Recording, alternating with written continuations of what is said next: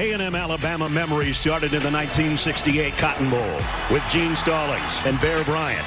Since the Aggies joined the SEC, the teams have created many more magical moments. Oh my gracious, how about that? A pass from A.J. to Fowler. Touchdown, Alabama. He will score. The seats going down. Jonathan Allen. I ain't got nothing to lose.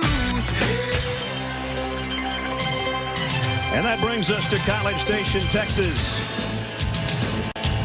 The Home Depot SEC on CBS, and our matchup, the number 24 Aggies of Texas A&M against the top-ranked team in the country, the Crimson Tide of Alabama. Some of the pageantry here. The Corps cadets with their march across campus. They'll join the 12th man in the stands in what should be the biggest so far for an Aggie football game, and the 36th Combat Aviation Brigade from the Texas Army National Guard flyover sets the scene for us.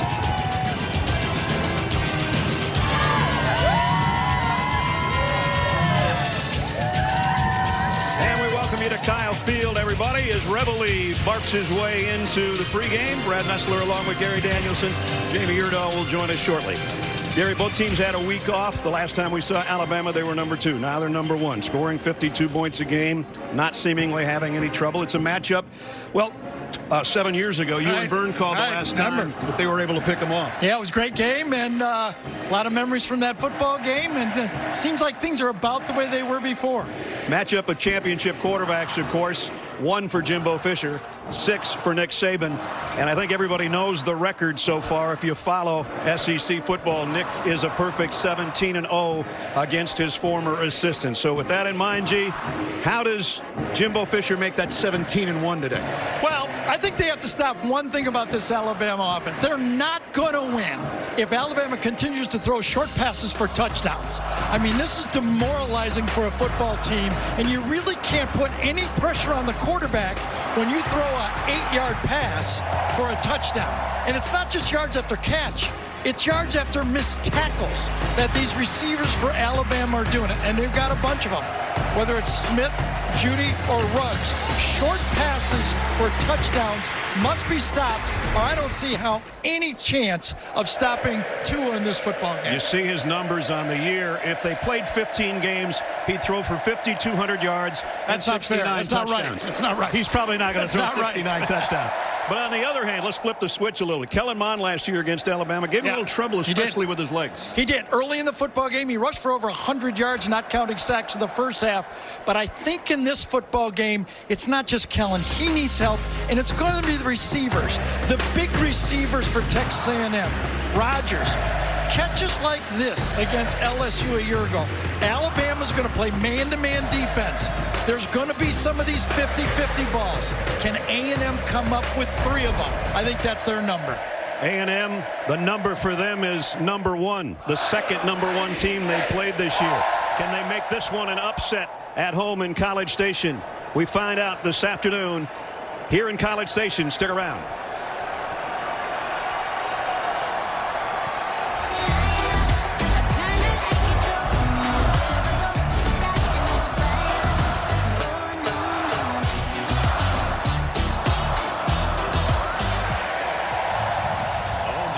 SEC on CBS is sponsored by New York Life, Verizon, Chipotle, and by Wheels Up.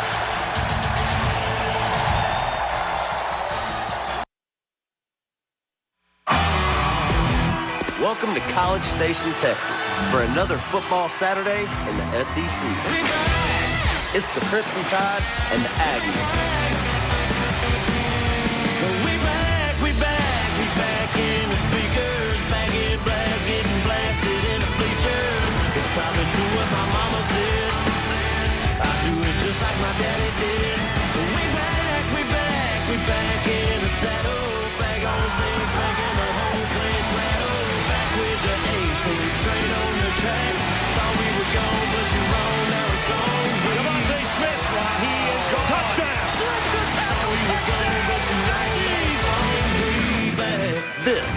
Home Depot SEC on CBS.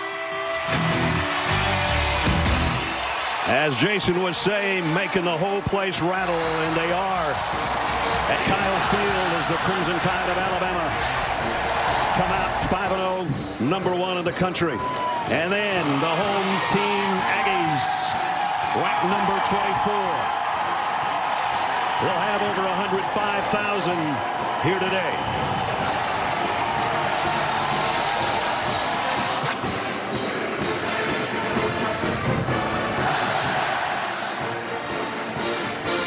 Before we kick, we check in third member of our team, Jamie Erdahl. Jamie. Hey, Brad, you mentioned it already. For the first time since 2009, a team is tasked with playing 2 AP number 1s in the same season. In 2009, it was Tennessee. This year, it's Texas A&M. Now, whether it be Clemson or Alabama, it would be very easy to slide into the mentality of, hey, let's just hang with these guys and we would be happy. But that's what you have to fight, says Jimbo Fisher. In order to be successful, you have to expect success against these programs. I thought Kellen Mond explained it well to me. He said, you know the old adage, control what you can control? When you fear a team, you're allowing them to control your emotions. Brad, in 2009, Tennessee lost both of those games. We'll see if Texas A&M can rewrite history for themselves. All right, thanks, Jamie. Alabama won the toss and deferred. I think Texas A&M will receive. This is the 12th meeting between these two teams. We mentioned 68 Cotton Bowl. Gene Stallings with an upset of a Bear Bryant Alabama team. And as Adam Zucker said earlier, it's a beautiful day. It's the first time we've had football weather. We're at midseason. It's 64 degrees. It was 94 at practice on Thursday. It didn't even make it to 54 yesterday. They call it a blue northern or something that blew through here. Luckily, it blew through. We're ready. And is the 12th man ready for A&M? Joseph Bulovas to kick. Anaya Smith and Jalen Preston wait back deep for the Aggies. SEC West, here we go. Fair catch taken by Anaya Smith, and that means the Aggies will start at the 25-yard line as we take a look at our Chick-fil-A starting lineups. And it all starts with a guy we've talked about briefly, coming off a pretty good game in the win over Arkansas a couple of weeks ago. 3 touchdown passes. Kellen Mond, there's his numbers on the season. He can do a lot of different things when his game is on, especially with his legs like that. They'll need some of that today because they don't have a main go-to running back. They lost 1 to the NFL, and they lost 2 this season to injury already. First down from the 25 for the Aggies. Mond, he's going to run it on the first play. Dragged down, but he got about 4. Raekwon Davis made the stop as we look at the rest of the group for Texas A&M. Isaiah Spiller, they'll call on him today because basically he's the 3rd guy in line. A true freshman is going to have to carry the load in the backfield. Mond got 4, second down and 6. In an empty backfield with a 5-receiver group.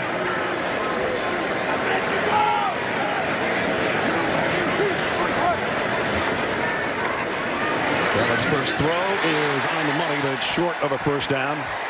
Nice stop defensively by Trayvon Diggs on the corner. He's part of this Alabama defense.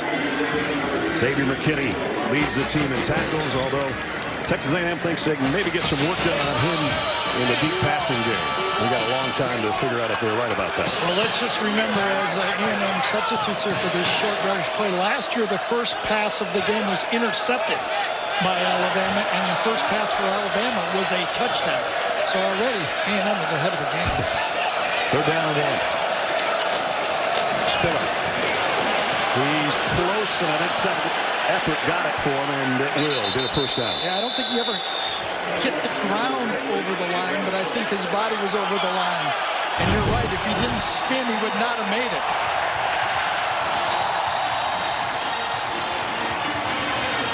Isaiah Goodsize, 6'1", 220, out of Spring, Texas. And he moves the chains for the first time today. The most interesting part of this game is whether Jimbo will run the quarterback. Remember, a year ago in the first half, 9 rushes for 112 yards for Kellen Mond against this Alabama defense.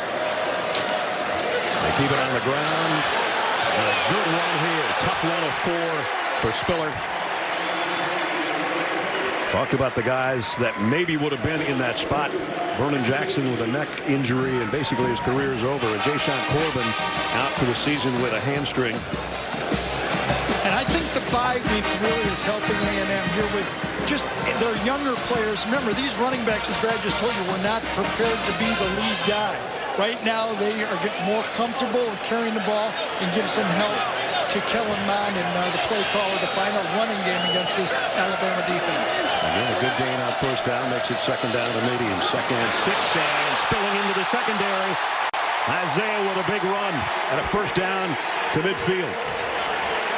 Well, the question has been, people have been saying, is this Alabama defense as good as it's been in the past? The story's well known. They're real young at inside linebacker, and it looks so far that has been the attack point for this A&M offense. They're going right at them and right at the middle of the Alabama defense. McKinney had to make the tackle from the secondary, but not before the Aggies got into Crimson Tide territory, just outside the 49 on their opening drive. Spiller again. This time he's going to get wrapped up at the line of scrimmage. Good play by Terrell Lewis, the outside linebacker, defensive end. Alabama's defense, they've given up some points this year, and we saw both of those games. A lot of plays, too, Gary. 86 and 88. But, you know, just the style of A&M is a little slower than either Ole Miss or South Carolina. It's a little bit more of a different pace. They snap it, 15, 12 seconds, not in the first 15 seconds of the play clock. More like the last 15 seconds. Spiller might have gotten a half a yard. We'll call it second down in the long 9. His mind comes up and rips it to Jamon Osmond. And a first down Aggies. And again, the attack is really to the middle of the field. They're trying to attack the linebackers, the little stop route, throwing off Shane Lee right there. That's where they're trying to attack this Alabama defense. From the 38, a first down, the quick throw out complete. Courtney Davis, and Courtney got it to about the 34-yard line. Trayvon Diggs did a good job that time. Took on the lead blocker, forced the receiver back in, Davis into the middle of the field for the stop. But again, another positive play. Mark it at the 33. Second down at 5. A picture-perfect opening march so far for the Aggies here in the first 4.5 minutes. Davis in motion behind the quarterback. They keep it on the ground. A Spiller. And he might have gotten one, but that's it. Off the bottom of the pile is Shane Lee, the middle linebacker, one of those freshman inside guys Gary was talking about. And that time they actually brought Christian Harris on a run blitz that time. They put him in to kind of plug an extra player inside, and then Lee kind of crossed him for the tackle. Good defensive call for Alabama to try to take the inside of the offense away. As you saw there, Alabama always good at getting off the field on third down. Not quite so good this year. Here's a 3rd and 4. Spiller puts his head down, driving for the first down. Tough run. McKinney was on the bottom of the pile, but he used all 220 pounds that time. Yeah, and that's exactly what you're looking at when you watch. And the mark actually went back. It's going to be, it looks like 4th down. They called his knee down, and you wonder, they're going to go for it right here. Wow, they've come up to the line in a hurry. I thought he had the first. I stand corrected. They're not going to get the first here. I think the play was stopped before the play. I do, too. I think they're going to look at the spot. And that play would have been stopped on 4th down had they let it go. Because all 22 players out there played the play. They didn't know it was stopped. It was only stopped for us. We saw it, but nobody playing it actually saw it. Here's another look at the 3rd down play that I called first down, and I guess I was wrong, but they're going to look at it. Well, we don't know if you're wrong yet. We got a lot of looking here to do. Well, the ball is right on the line. I don't think his knees ever touched. It but looked like it came down, but I don't know if it did come down on the ground. He's still driving right there. Yeah, and then he lands forward. I don't know if they can piece it together yet to make this a first down. You're right. His knee did not come down, and his elbow is across the yard line. Boy, it's going to be, I don't know if there's enough to overturn the call. Remember, the yellow line is an approximation, but it did look like he fell across, didn't it? I don't know why they didn't measure it. Well, now they got to figure out where they're going to put the ball. Then they're going to have to go back and put the down marker and bring it out for a first down measurement. Gene Steratore is our rules official with us. Gene? Very impressed with your eyes on the live feed, Brad, because neither knee did touch. And, you know, by the looks of it, he does make the yellow line. As Gary said, that's not official. I know as a referee, it's always difficult to come out of this replay and walk onto the field and pick a spot. After review, where you're going to place the ball. The player made the line to gain. Therefore, it's a first down for Texas A&M. It'll be 1st and 10 on the 28-yard line. So, Gene, should we give that to the replay official or Nestler on that call?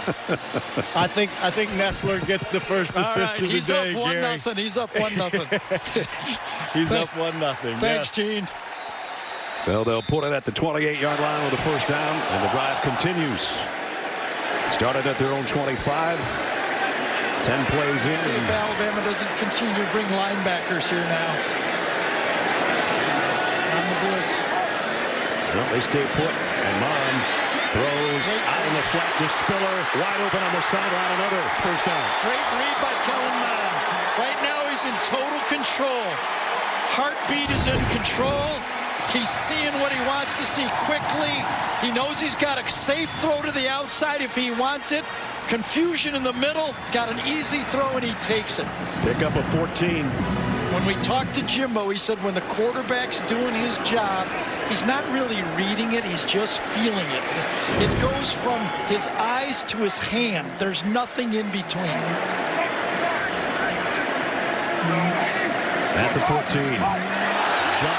Now let's see if it's going to be on Alabama, if it's going to be on Jennings, or if he was drawn offside.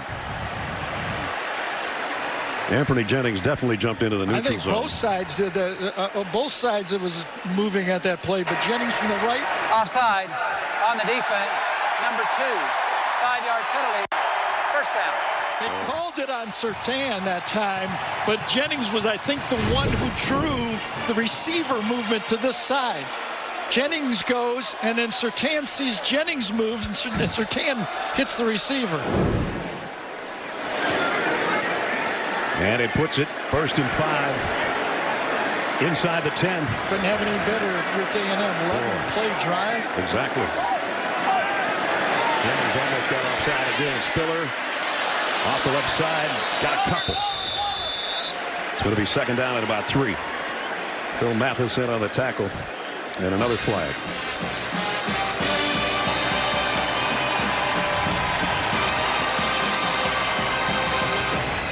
Yeah, I'm wondering if Jennings wasn't in the neutral zone that time. I thought he fell into the neutral zone. I thought he did too.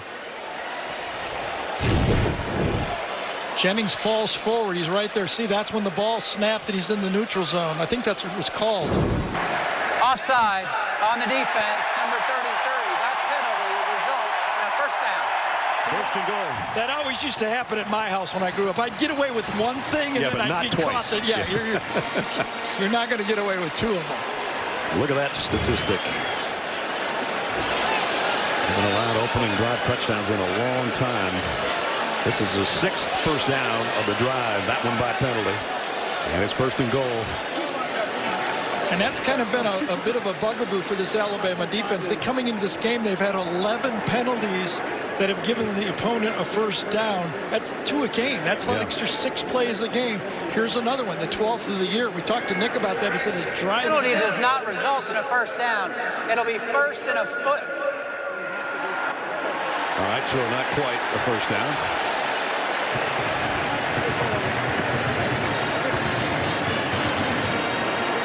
Well, it can't be. Well, I guess it can. Shouldn't it be 2nd and inches? So it's first down. First down, it's got to be. Doesn't it have to be? It had to be half the distance to the goal, and it didn't get it into a first down. The first was a 5-yard penalty. The second was half the distance, which didn't make a first down. There we go.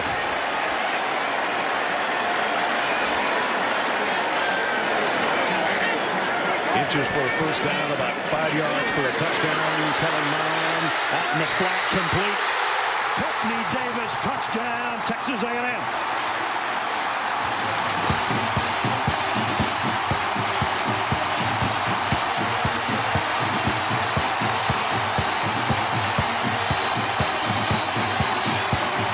So it was like a free play. First and inches. You don't want to give chance for that Alabama defense to do anything. Here's the missed tackle right at the end of it. Courtney Davis comes out as a free receiver to the outside. Mon gives it to Davis and then right past Diggs for the touchdown. Davis, the nice move, and skips in for his 5th receiving touchdown of the year. Another flag.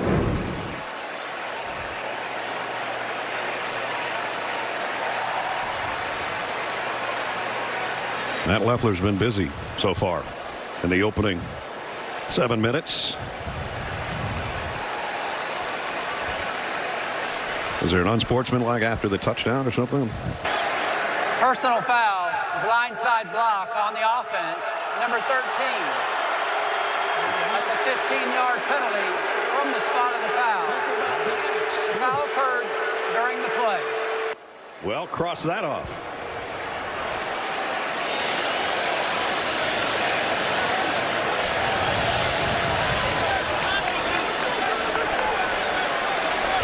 Calling on Kendrick Rogers. Yeah, there it is. No doubt about it. Rogers coming in, takes the hit. Good call. It sure is. Shaheem Carter never saw that one coming. Remember, that was an RPO. Kellen Mond could have handed that ball off first and inches. When the ball goes outside, you get the block by Rogers and textbook. Now it's first down again. It's what, the 3rd first down we've had here? This one's back at the 15. Exactly, not as good. So scratch off the touchdown.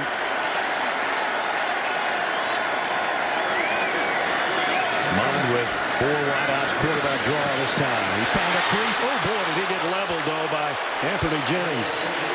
That one's going to leave a mark. If you're willing to run the quarterback, there's yards to get. Spiller gets a little bit of a block, gets into the secondary, but Jennings tells the quarterback and also tells the play caller, Jimbo, you don't have much behind you. You got a young quarterback behind you. You may gain some yards, but your quarterback's going to get tattooed. Are you willing to do it? 2 tight ends set now. And a 2nd down and 5. Spiller with Mond in the backfield for the Aggies from the 9-yard line. Alabama's confused in how they line up here. They do not. They're giving hand signals and don't know what to do. Mond keeps it. And a cutback. And he's down to the 1. Great play fake. Went to the left side and he got it to the 1-yard line. You could see Jared Maiden signaling before the snap. This isn't right. It doesn't look right. We only have 2 defenders out here. Mond takes the ball and makes a positive play. First and goal at the 1, and Mond's got that one, I think. Touchdown. Kellen Mond from a yard out.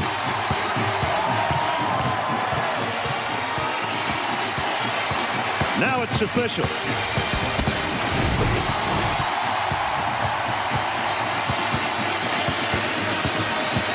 Ness, we've done a lot of Alabama football. I don't remember a lot of 14-play drives. I don't either. That covered 75 yards in over 8 minutes. And it kept that Alabama offense on that sideline for half the first quarter. Remember, a year ago they scored Alabama 50 seconds into the game. Well, half the quarter is gone. Seth Small in for the point after. Up and good.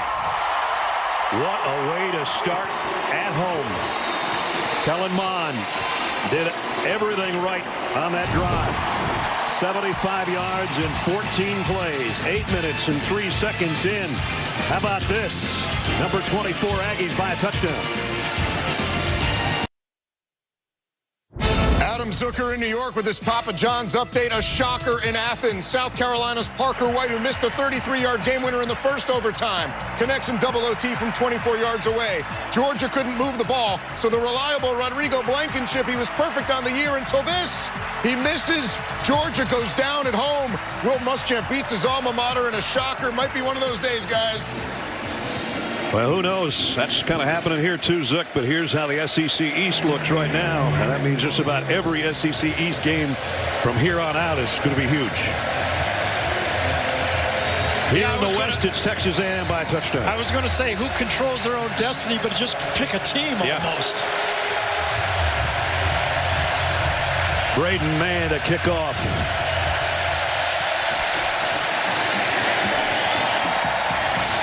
This one's going to be returned. And Ruggs across the 25 out near the 27-yard line. So good return as we check our Chick-fil-A starting lineups. And it starts with number 13. Tua Tagovailoa. Tua, most in school history in touchdown passes, 23 this year without an interception. Phenomenal. And I kiddingly said in the open if they played 15 games he'd be on pace for 69 touchdown passes this year. Probably not going to get there, but he has been something with his numbers even better than a year ago. Forrestal, the tight end, switches sides.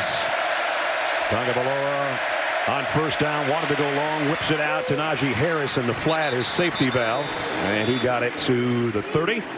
As we take a look at the rest of the offense. Change at center today. Landon Dickerson is in there. Chris Owens out with an injury. So he'll have to be the anchor of that offensive line for the Tide.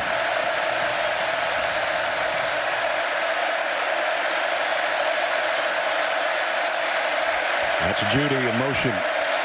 The quick slant complete. Devontae Smith. And a first down against the Aggies defense. And the guy that the coaches say must have a big game today is Justin Madubuike on the inside. He is a disruptor, preseason All-SEC player. And he's the anchor of their front wall. How do you put pressure on Tua if he continues to throw short slants successfully? The tackle there was a good sign for A&M. Najee Harris was split out wide, now joins Tua in the backfield. They fake it to him. They got a little pressure. He throws a slant again, and Devontae Smith can't handle it. Juggled it, tried to find it the second time, and it still dropped to the ground incomplete. The toughest throw is when you're moving one direction and throwing the opposite direction. It's almost double lead. Since your momentum is carrying you left and the receiver is going fast right, you have to lead him by twice as much as what your eyes say. That time Tyree Johnson got a little bit of pressure on Tua and forced that movement Gary's talking about. And it forces second down and 10.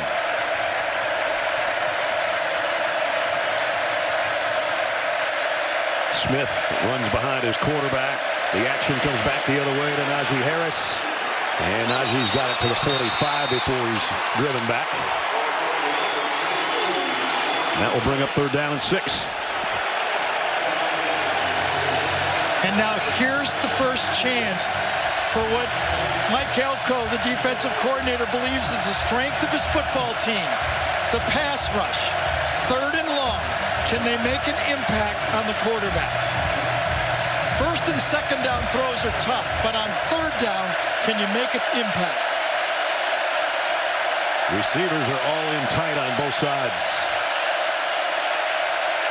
Judy now goes in the backfield. Here comes the pressure. Tagovailoa throws quick, complete to Judy, and he's got a first down. Well, they brought the heat, but they handled it well. What I like about what A&M is doing, though, is they're not conceding the short pass.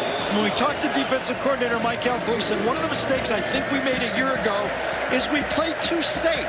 We respected their speed too much. We were too far away. We couldn't tackle them. Move up and try to make the tackle. So far, it's working. Let's see if Sarkisian says, let's go deep on these guys. Smith, they just pitch it to him. Devontae Smith, who had a huge game 2 weeks ago. We were there to watch history made. He's got his first reception of the day on that little flip from Tua. Air quotes on that reception. You saw me do that, huh? Yes.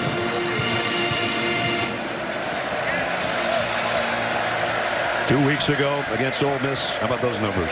11, 274, and 5.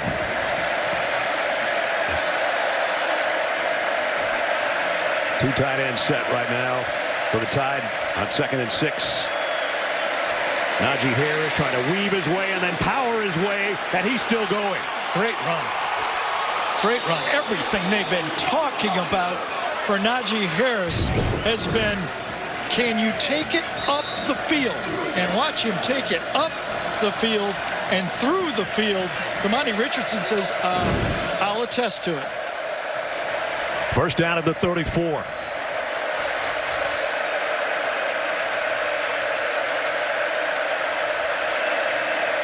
They fake it to Harris.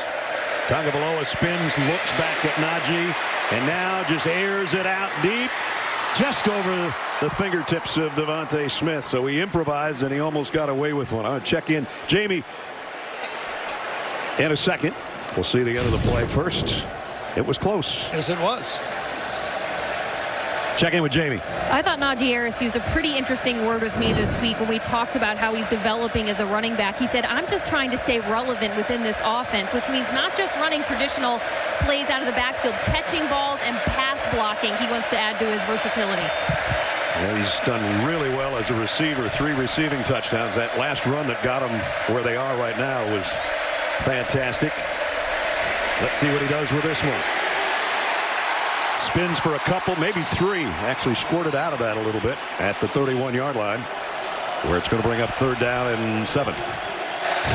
Very physical football player, the center for Alabama, Landon Dickinson. Now he's going to be able to impact the run game both directions. At right guard, he could only go one way. Now with he and Deontay Brown, number 65, in, it should be a more physical offensive line for Alabama. Alabama 52% on 3rd down this year. This is a long one, 3rd and 7. 5 receiver group as Tagovailoa looks to the sideline to Steve Sarkisian. Got to hurry on the play. Did they get it away? Apparently so. Quick throw out. Jalen Waddle weaving his way for his first touchdown of the year. So it's the 3 big receivers, and then it's Waddle, and Jalen Waddle scores. My goodness, did you see that acceleration? That's again a 1-yard pass for a touchdown, snapped right as the play hits 0. That's clean, and Waddle gets the ball. A nice block by Deontay Smith, number 6, and then Waddle, the punt returner, showed when he gets the ball in space, there's not just 3 amigos, there's 4.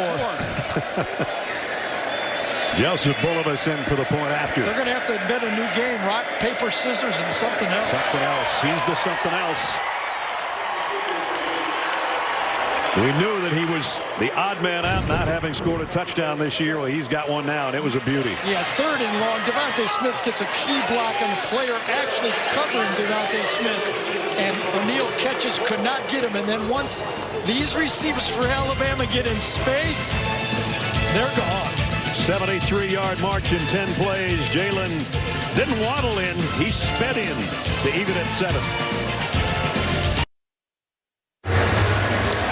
Stream CBS Sports HQ, the free 24/7 news network for coverage that's always focused on the game. Get nonstop highlights, fantasy advice, and picks. Download the CBS Sports app to watch today. Don't forget, Gary will be on CBS HQ Live after our game, which is tied at 7 here in College Station. Pretty good drives by both teams to open things up here.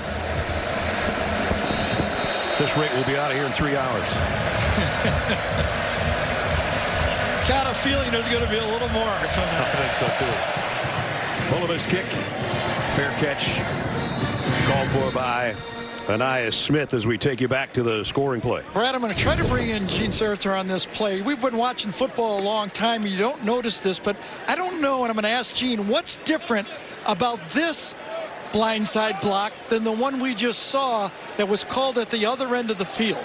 You know, at first you don't notice it, but then you watch it again, it looks like the same block.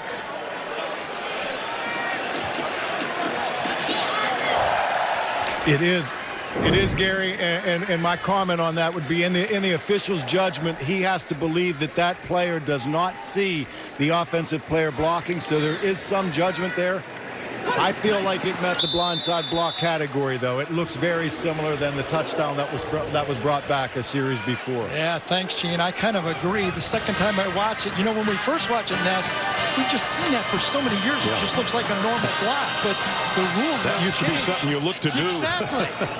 But now you see it like that would have changed the dynamic of the play. There wouldn't have been as much space there, and I think Alabama got a call in their favor on that play. That would have been an earhole block in the old days. Jacob Caboli in the backfield, quarterback draw, and Anthony Jennings has showed up today. He has the last several weeks. Nick Saban says probably playing the best of anybody on his defense, along with Xavier McKinney. And he says the biggest reason is Anthony's finally getting healthy. He's back maybe to 2 years ago, the way he was before he went through an injury that Nick frankly said might have, he thought, been a career ender for him. Loss all the way back inside the 21, so it's third down and a bunch, 14 to go. This is where you got to be careful if you're A&M. You don't want to put blood in the water here for this Alabama defense. It's what they love, third and long. Nothing wrong with a punt if this isn't successful.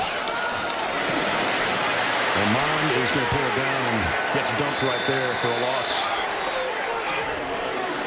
Eboigbe, the freshman, made the stop. And you know, we put up that stat about Alabama's defense not being as good as past third down defenses. But if you look closer, it's not that they're as bad, it's that they have less third and longs than they've had in the past. More teams are coming up 3rd and 3, 3rd and 4 instead of 3rd and long like they just faced right there. Jalen Waddle will wait on the punt from Braden Mann, who won the Guy Award as the best punter in the country a year ago. And he put this one up pretty high. Waddle fields it at the 29. He's already got a touchdown reception today. He's got a nice return here, about his average, to take it back to the 44-yard line. That's where Tua and company will go to work with just over a minute remaining at Kyle Field in College Station. Good game in the SEC. Rebels loving it. Tie game. Tomorrow, it's an NFL CBS doubleheader. Starts with a dynamic matchup between two young quarterbacks. Watson and Mahomes get together. And then Jim and Tony and Tracy will bring you Dallas and the Jets. It all starts with JB and the guys on the NFL Today at noon Eastern on CBS. That's tomorrow, doubleheader. A little bit earlier during one of the timeouts, Jacob Green getting his College Football Hall of Fame plaque. He will officially be inducted. I guess it's the second week of December this year in New York. The National Football Foundation Hall of Fame banquet. Congratulations to him. Heck of a player in both college and the pros. First down here at the 43 for Alabama. Tagovailoa comes up throwing. Going deep. Got a man. Flag down. Incomplete. Intended for Jerry Jeudy. And again, a penalty marker in the secondary. Yeah, I think we're going to get Elijah Blades with a little bit of a hold there right before the ball was thrown. One-on-one on Jeudy. Judy's, as I thought, yeah, you could see him grab him right there. They're jumping on those slant routes. So what happens? Sarkisian says, I'm going to go. Holding on the defense, number 2. 10-yard penalty results in a first down. If you see guys tackling your slants, you've got to make sure they back up a little bit. Here's Steve Sarkisian back for his second go-around as the offensive coordinator at Alabama after his stint with the Atlanta Falcons in the NFL. So with the penalty, first down at the 47 for the tie with a minute to go in the first quarter. Pistol set with Najee Harris behind Tua. He's going to flip it out to Najee. Made one man miss, puts his head down and only got to the 45-yard line. Well, I'll tell you, these receivers for Alabama, they block. Devontae Smith that time was involved. He had the block on the touchdown play to the outside. They continue. Now, you might say, well, he blocked him in the black, he blocked him from the side, whatever. They're trying to block. Here we got back to the line of scrimmage at 2nd and 10. Tagovailoa sideline to Smith, broken up by Elijah Blades, who had the penalty a couple of plays ago. Yeah, nice fight for Blades on that play. Remember, he just called, as Brad said, penalty, got his hands on each other. Smith's got his hands on Blades. Blades pushing 50-50. Nice battle. Good battle here in the first quarter. 32 seconds left and a third down at 10 for Alabama. 3 wide outs and the tight end in the slot. And now Jeudy switches sides to join that group. Here comes a blitz. Quick throw. Caught by Smith. Devontae Smith will score. Cruising for a touchdown, Alabama.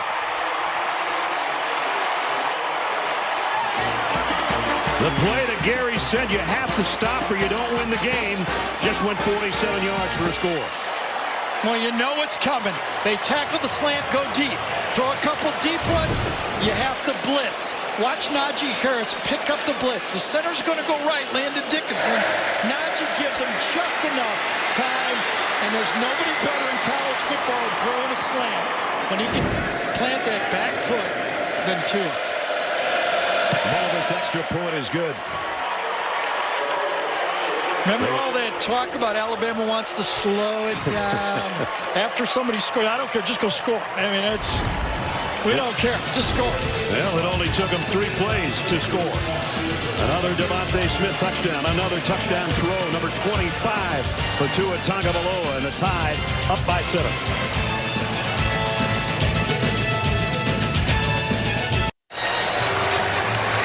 Catch a new episode of TV's #1 comedy, Young Sheldon, Thursday at 8, 7 Central, right here on CBS.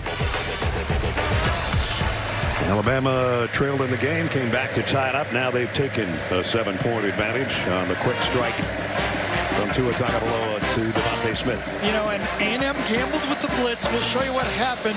But if you're going to gamble with the blitz, you're expecting the tackle. You can't get a score. If we're going to gamble, you got to give me a first down, not a touchdown if you're a DB. If you're a coach calling that, you say, come on, you hurt us. How do we blitz if they can throw an 8-yard pass for a touchdown? 8-yard pass and a 39-yard run at the end of it. Nice combination. Yeah, it is. And Smith and Jalen Preston wait on the kick. This one should be returnable. They're going to fair catch it anyway. Smith will fair catch it at the 8-yard line. And now we're going to do Project Smarter, presented by the Home Depot. Here's Gary. When you know what you're doing, you beg teams to blitz. Look at this. 1, 2, 3 this way. 1, 2, 3 that way. That's the only black guy. When you're in shotgun, which is smart, you have time to get rid of it. But it's too much if you're an A&M defense. You have to help out the coach. He's given a blitz, can't be a touchdown. Let's see if A&M's got an answer here. 24 seconds left in the quarter. Spiller behind Mon from the 25. They fake it to him on the bootleg. Mon's going to throw long. Got him in. And it's a first down. Jamon Osborne. Yeah, he kind of got lost in the bunch route. Goes inside and then turns away. Trayvon Diggs turns him away, thinking the ball's going to go short, and just hands a deep throw to A&M. Good rollout, good call by A&M. That bunch route really caught the Alabama defense trading players in mid-play.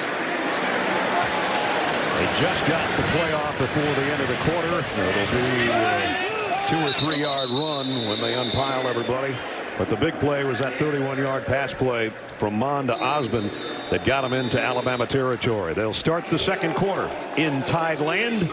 But right now, top-ranked Alabama at the end of 1 here in College Station, leading 14-7. We'll return to College Station after this message and a word from your local station.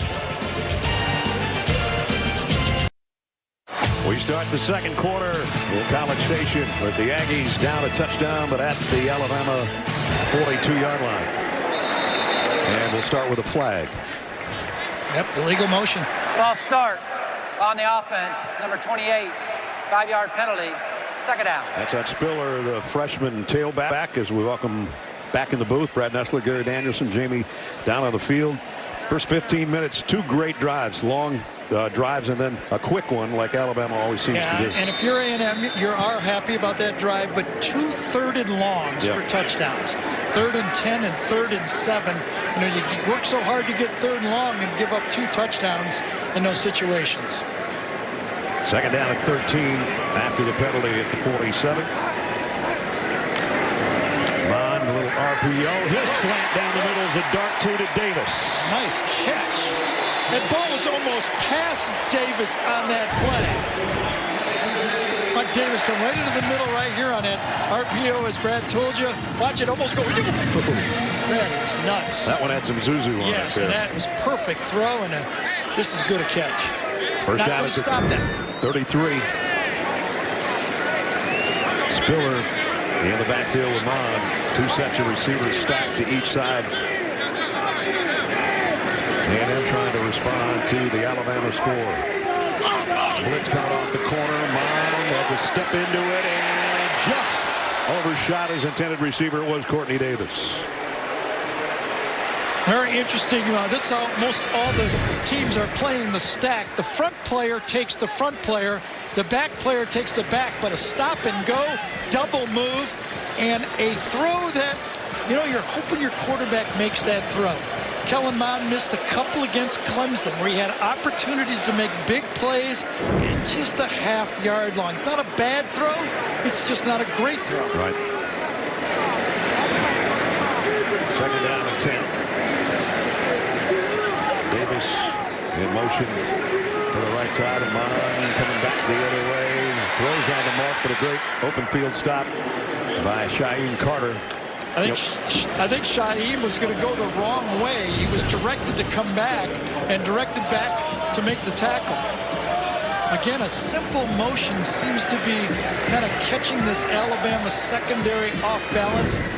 Kind of trace it back to those young inside linebackers. Yep. You only got one safety, Xavier McKinney, making all the calls. You don't have that extra guy out there, that Dylan Moses, that would help on those calls. There's the third down conversion story. A&M's got a 3rd and 10 this time. Mon steps up in the pocket, deep sideline, nice throw and catch. Davis, first down. Wow. Well, we talked about those throws that the receivers have to make. Somewhat like a 50-50 ball, but up and catch it and make it in traffic. Shaheem Carter and Jordan Battle, 2 players on it, and he goes up and makes the catch. On 3rd down and 10, they zip it out there for 17 yards and a first down at the 16. Both teams are controlling 3rd down. A&M 3 for 4, Alabama 3 for 3. Only one run so far this drive. Here comes number 2, and it's the quarterback. And he got collared after a 2-yard gain by Xavier McKinney. As Brad told you, one of the scouting reports that Jimbo Fisher told us in our meeting is Xavier McKinney is a very aggressive safety. Makes a lot of tackles. You just saw him make a tackle. You know Jimbo Fisher is noting that the safety was up there making another tackle. How does he take advantage of that in his play calling to take the aggressiveness of 15 and make it work against him? You see the percentage of touchdowns in the red zone this year. And A&M knows they can't trade field goals for touchdowns against Alabama, or you're not going to win. So they would love to capitalize here from the 14 on 2nd and 8. Mon throws, end zone broken up by Surtain. Number 2 on number 2. Osmond, the intended receiver. 2 of the best primetime matchup right there. Number 2 is one of the best cover corners in the SEC. Osmond, one of the stronger ball catchers when that ball's up there. Again, both players kind of fighting on the play, both complaining a little bit. Osmond complaining he got yanked, but not enough. 3rd down and 8. They're well within the range of their field goal kicker, but they would love to try to even things here on this 3rd down. Can they pick it up? Kellen Mond, plenty of time down the middle, and he overshot Kendrick Rogers on a crossing route at about the 2-yard line. I think Rogers was going to go to the middle of the field, but McKinney gets a bump on the play. Watch McKinney. I think that's him right there. Gets a bump and jams the receiver inside, and Mond had to change his throw. Xavier McKinney gets a great bump on the receiver, forces him short, and kind of throws off the timing on that play. Seth Small's 8 out of 10 on the year on his field goals. This will be a 31-yard field goal attempt, and it's up and good. So the Aggies have to settle for 3, but they do have an offensive answer. With 12-12 remaining in the half, Alabama 14, the Aggies 10.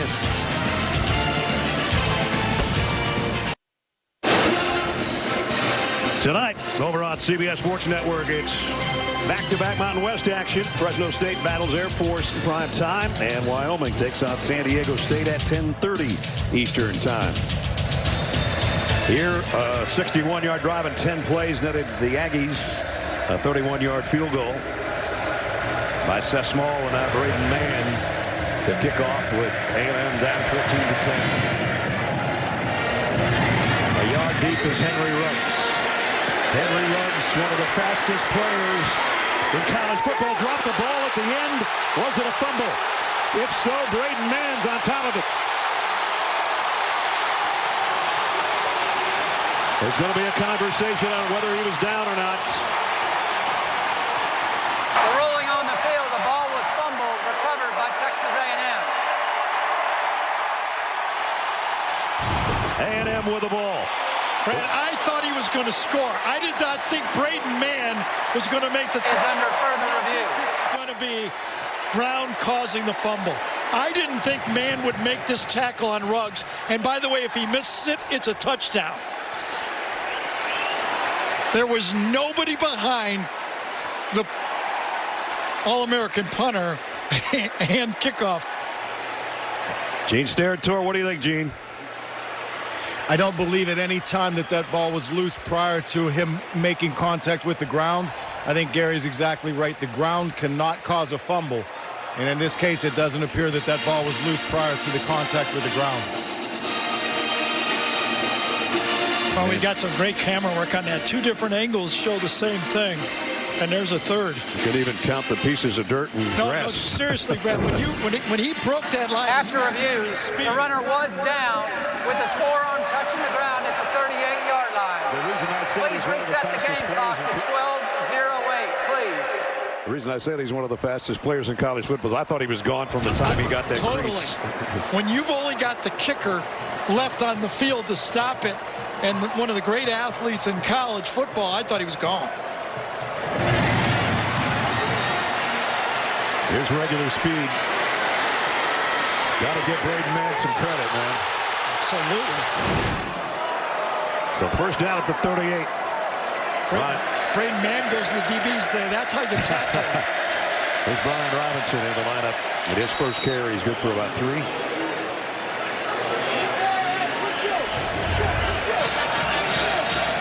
Those 2 possessions didn't take long the second time for Alabama to score. It's been their MO ever since this guy started throwing the football around. Complete out, Devontae Smith with a stiff arm, and he's got a first down before he's run out on the Alabama sideline. See how smartly Alabama uses the up-tempo. They don't use it all game. They use it as a tactic. When they need it, when they want to keep the defense off balance, they throw a couple quick plays at them, mesh it into their offense. They don't make it the whole offense. Smartly used by Steve Sarkisian. Just inside the A&M 46. Play action to Robinson. Tua loads it and goes right back to Robinson in the flat. And he'll get another first down. If you could teach your quarterbacks to be a gunslinger, but not all the time. Don't always draw your gun. Exactly. Draw it, but don't fire. Because this time Tua's trying to go deep the whole time, but if it's not there, he knows where Robinson is, redirects, and makes a first down. Beautiful play at quarterback.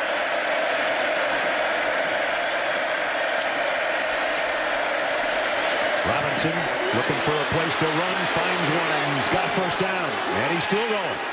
Down to the 22-yard line, running hard. Well, Deontay Brown is back in this Alabama offense. He's at right guard. Watch him clear the way on this run. A very physical football player gets back in and just clears an alley, and that's what makes those runs. The offensive line, if you watch from game 1 to game now, okay, the most improved part, this line is starting to find themselves. Landon Dickinson is a very physical player. They got Brown back. The tackles are mainstays. They're now up, well, they're not quite to the receivers, but they're pretty good. I don't think anybody's quite at that level. At the 21-yard line, a first down. Robinson trying to sweep the left side, and he's going to be dropped for a loss. Nice job by the Aggies defense. Anthony Hines led the way. And it's been Robinson and Najee Harris this year sharing the load. And there's their numbers. First 3 games and the last couple. And a season high for Brian Robinson 2 weeks ago when we saw him against Ole Miss. Had 60 yards on 10 carries. So here's the dilemma. If you're Mike Elko, you tried the zone for a touchdown on 3rd and long. You tried the blitz 3rd and long. 2 touchdowns. Well, it's going to be a pass here with an empty backfield. Tagovailoa throws complete to Waddle.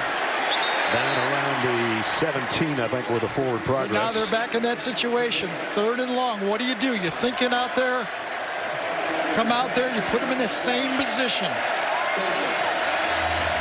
The blitz up the middle was handled so smoothly by the Alabama offensive line and running back. Crowd trying to help their defense on this 3rd and 6.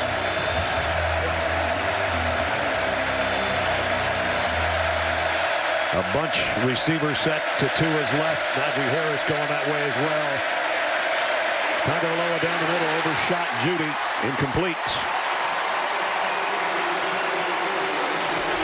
Well, I'll tell you, Tua and Judy yelling at each other on that play, where he wanted Judy to come and keep going across the field, and he stops on the play, and he thought he was going to keep going, and boy, they got in each other's face on the play. Well, Tua ran right across the line of scrimmage and went right into Jerry Judy's face. Bulovas comes in for a 35-yard field goal attempt. Reichard, the freshman kicker, still out with a hip flexor problem. Bulovas 1 out of 2 on the year. A couple of weeks ago he missed one, and this one off the right upright is good. So he got a break that time. A happy kicker. As Nick Saban will tell you, I always hold my breath when we're punting or kicking field goals. And he held his breath just perfectly for that one to go off the right upright and through from 35. It extends the Tide lead to a touchdown.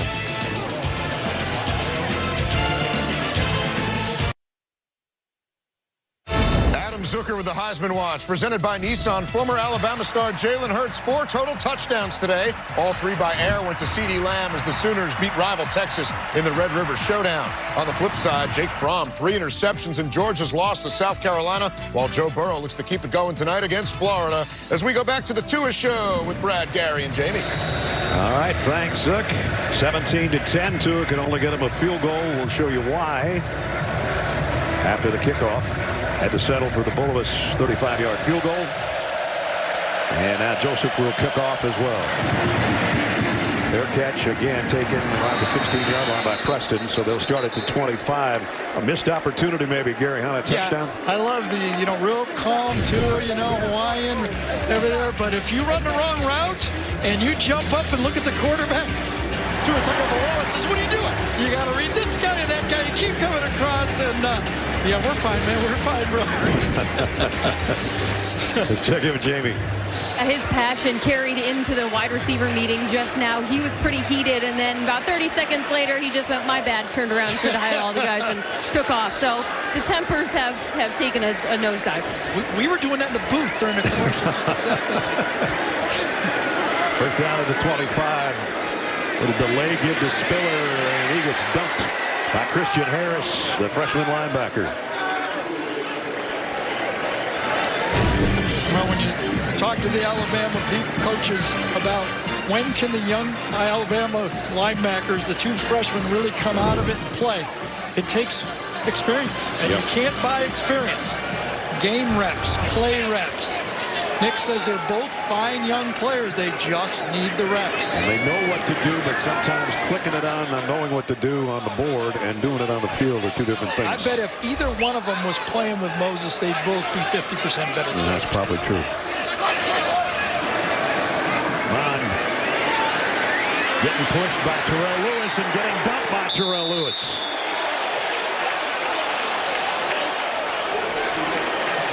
Well, he was sacked last year in this football game 7 times for 31 yards against the Alabama defense. Lewis pressures him out of the pocket, and then smart play by Kellen Mond. He knows he's going to get tackled. Don't take a big hit when you don't need it. And now it's no man's land for the A&M offense. 3rd down and 17. Don't want to compound a sack with another mistake here. If you try to be too aggressive.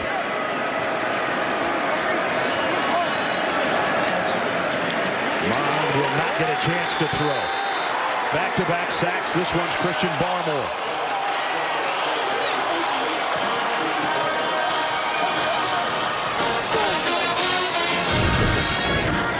Third and 17. There's no need. Just a 3-man rush.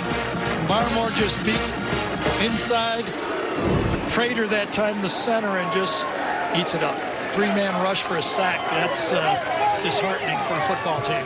Best punter in college football last year is standing at his own goal line. Braden Mann, he would love to hit a howitzer here and keep it from Jalen Waddle being able to return it.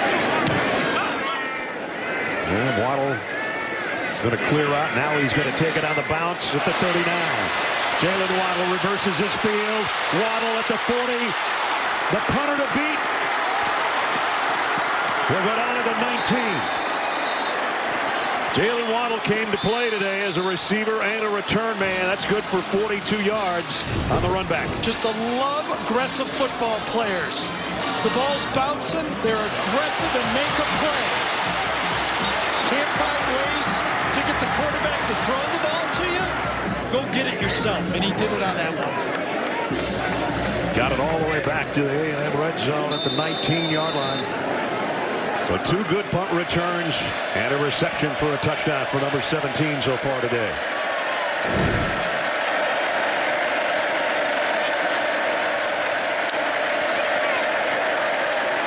Najee Harris took a shot after about a 2-yard gain, but he spun off of Buddy Johnson and got another yard maybe. As we're at the 6-minute mark before halftime.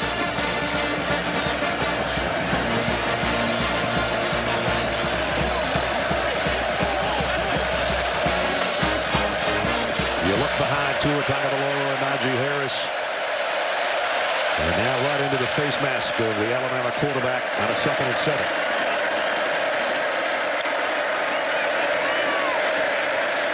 Tagovailoa, throw back to the corner.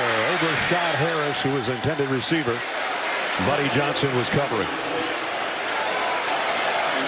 Spent some time with Johnson yesterday, the captain of the defense.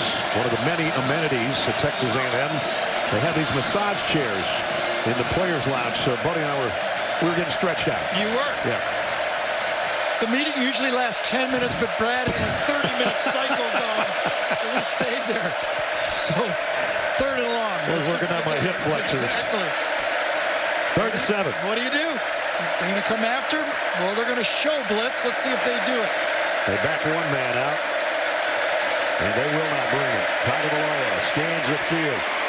Throws on the run. Got Najee Harris. Touchdown Alabama. 16 yards for Najee. His 4th receiving touchdown of the year. It's so interesting. You talk to all the coordinators. As good as Tua Tagovailoa is in the pocket, they all say the same thing.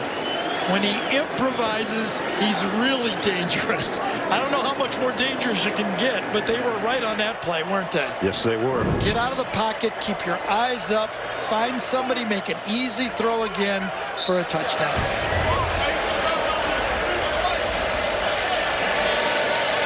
80 touchdowns in his brilliant career at Alabama. As Davis with the point after makes it 24-10. I don't know what you do if you're A&M. You put Alabama 3 times in 3rd and long, they score 3 touchdowns on you. This one to Najee Harris, the receiving end of that one. 3 for Tua, 1 for Najee, 24-10 for the Tide.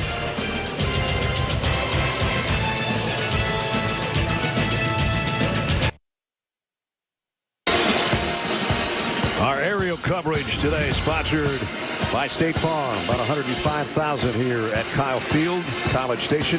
Aggies now down 24-10. We talked a long time with Jimbo Fisher yesterday. And he talked about how important, especially in the championship season at Florida State, the end of the second quarter, the beginning of the third quarter for his team. Well, it happened last year against Alabama in this football game with 3:24 to go. Alabama was winning 21-13. It ended the half at 31-13. It feels the same way right now. A&M, this drive could be the ball game. Remember, Alabama gets the ball to start the second half. You can't give them the ball again to end the first half here. The game could be over. They start at the 25 again. If I'm Jimbo, I'm turning that opening script upside down and running it again. See what happens, but right now we'll test your knowledge with today's Aflac trivia question, which is which 5 active head coaches have won a national title? Yeah, I will show you 2 of them, okay? But think about the other 3. We're terrible on clues, you know? So this drive has to look like the opening drive. 10 plays, 4 or 5 minutes, make first downs, run the quarterback. On down the middle, almost threw an interception. That drive could have been over by Xavier McKinney right there. McKinney. Excuse me, Brad. Remember a year ago, not only did Kellen Mond throw his opening pass for an interception like that one almost was to Xavier McKinney, his last pass of the half was an interception and led to a field goal that extended it. Right now, this drive seems to be, to me, the ball game for A&M. They were so efficient on that opening drive that Gary talked about. It ended up being 14 plays in over 8 minutes. 2nd and 10 here. Isaiah Spiller behind Kellen Mond will get the handle. That's an interesting call right there. Back to the line of scrimmage. That's it. Yeah, they've run for 29 yards the whole half. Shaheed Carter or somebody pulled that out of there. Well, it didn't seem like a very aggressive call, and it ends up being a turnover, almost back-to-back turnovers on this first 2 plays. There it is. Yes, Shaheed Carter ripped it out. Yes, he did.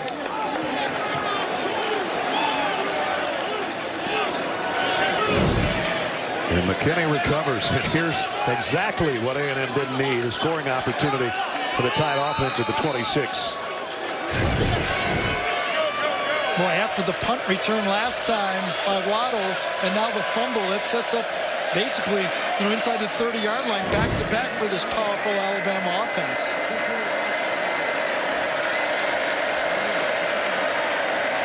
Brian Robinson with Tua Tagovailoa in the Tide backfield. They fake it to him.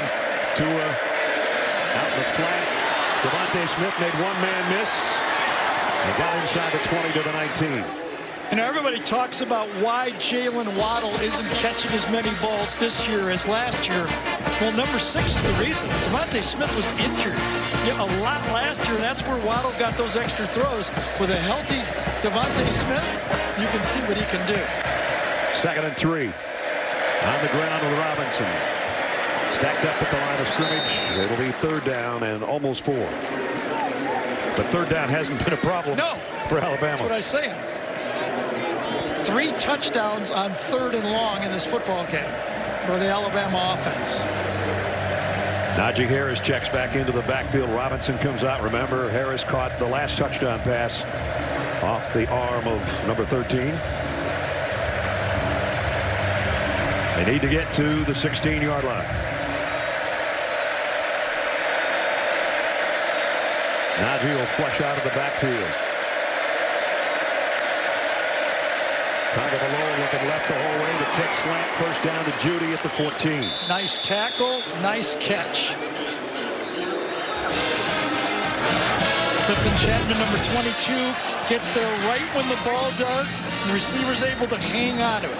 You make the receiver make the good catch, and he did. Ball placed exactly where it had to be, right on the number, so you can protect that tackle and catch it with your 3rd hand, your chest, on those tough plays.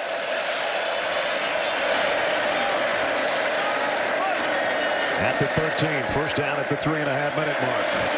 Najee Harris, little slant draw, and it didn't work. as Tyree Johnson was the first guy there. And what a job Tyree Johnson did. He took on a block with one arm, and he made a tackle with his other arm that time. Physical play. Watch it right off the edge right here. Takes on the block from Deontay Brown and then makes the tackle.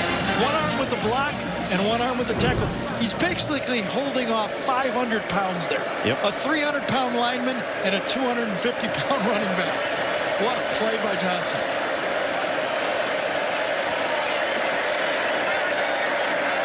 Second down and 11. Right at the 15. Judy in motion. Najee Harris bottled up after a yard gain. There he is, Brad. Your guy. Matabike. Yes, he was.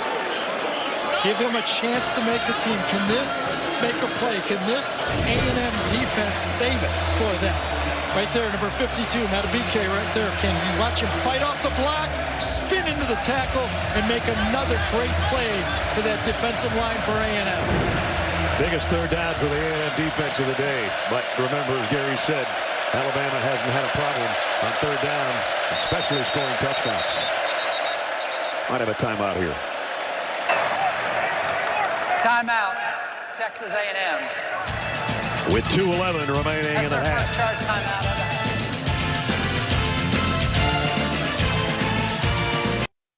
Adam Zucker in New York coming up on the Geico Halftime Report. Rick BJ and I get you caught up on a crazy day, including South Carolina and Parker White putting an end to Georgia's 15-game winning streak against the rest of the SEC East.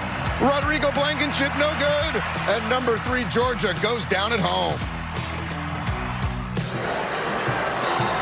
Stadium record crowd, 106,749 watching this one right now. And Alabama in front, 24-10. Big third down. What do you do if you're Mike Elko, defensive coordinator? I'm going to bring him, and I'm going to use the tight end zone to get my defensive backs tighter on the receivers, since there's not enough room to really go by you quite as easily. I'm going to bring the house. Although I'd also like to cover the slot up there. Nobody's covering the slot. Yeah, that would be helpful. Yes. There's only one guy out there. There's 2 receivers. Exactly. Judy is in the slot by himself. Yeah, no one's out here. Look at this. That's not good. They must be going to bail. If they don't, they got problems. Yes. Third and 9. At the 13. There's the bail. They need more bails. Here's Tagovailoa to throw. To the end zone. Intercepted by A&M. Damani Richardson. First interception of the year thrown by Tua. And the Aggies defense does hold. What a play by defensive coordinator Mike Elko. He baited Tua Tagovailoa. He showed him the open receiver. He wanted him to throw the ball there because this guy goes like this for the pickoff. Watch him. He wants him to throw the ball to the middle because Richardson is baiting the throw the whole way. That is how you coach football. Not only that, number 26 is the guy they told us yesterday is the next star on defense for the Aggies. He's a true freshman, and he just made the biggest play of the game for his D. Out of Waxahachie, Texas, Damani Richardson. And who wouldn't? If you saw your best receiver with all that space, you got to say, I'm throwing the ball to him. They went double move in the middle, and what happens? The safety from the opposite side sneaks over and picks you off. Here's Spiller out to the 21. So after 26 touchdown passes, Tua finally throws an interception. And he ran up there, and this time he wasn't yelling. He was yelling, that's my fault on that one.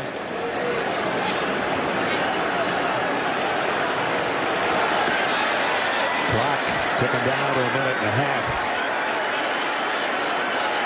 The center judge comes in late and backs Kellen Mond out. I'm not sure why, but I think Alabama's still trying to change personnel. And they're going to be allowed to. You see, the center judge, they'll hold. Since A&M substituted, they're allowed to take 3 seconds and substitute.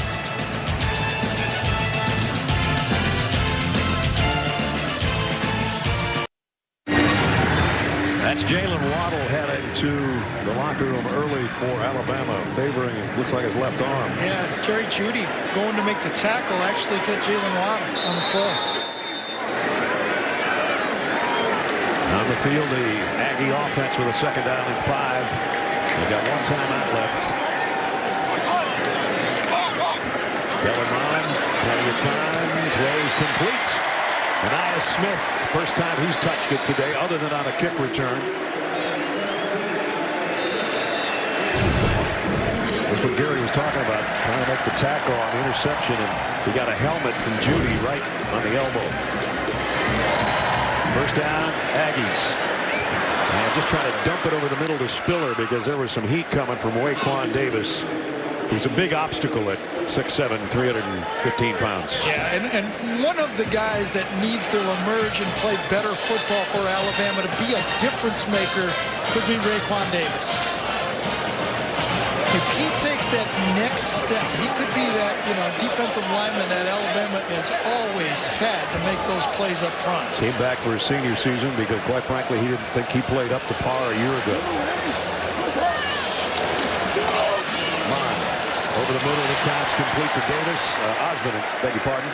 Close to a first down, but it's going to bring it 3rd and short. Yeah, I feel with the clock right here, as you see a flag's down on the... Flag's now way back at the 25-yard line.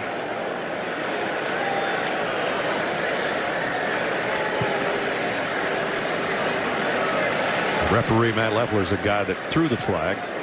Having a chat with the center judge here. We're at 1 minute remaining to play in the half. Personal foul, roughing the passer, number 33.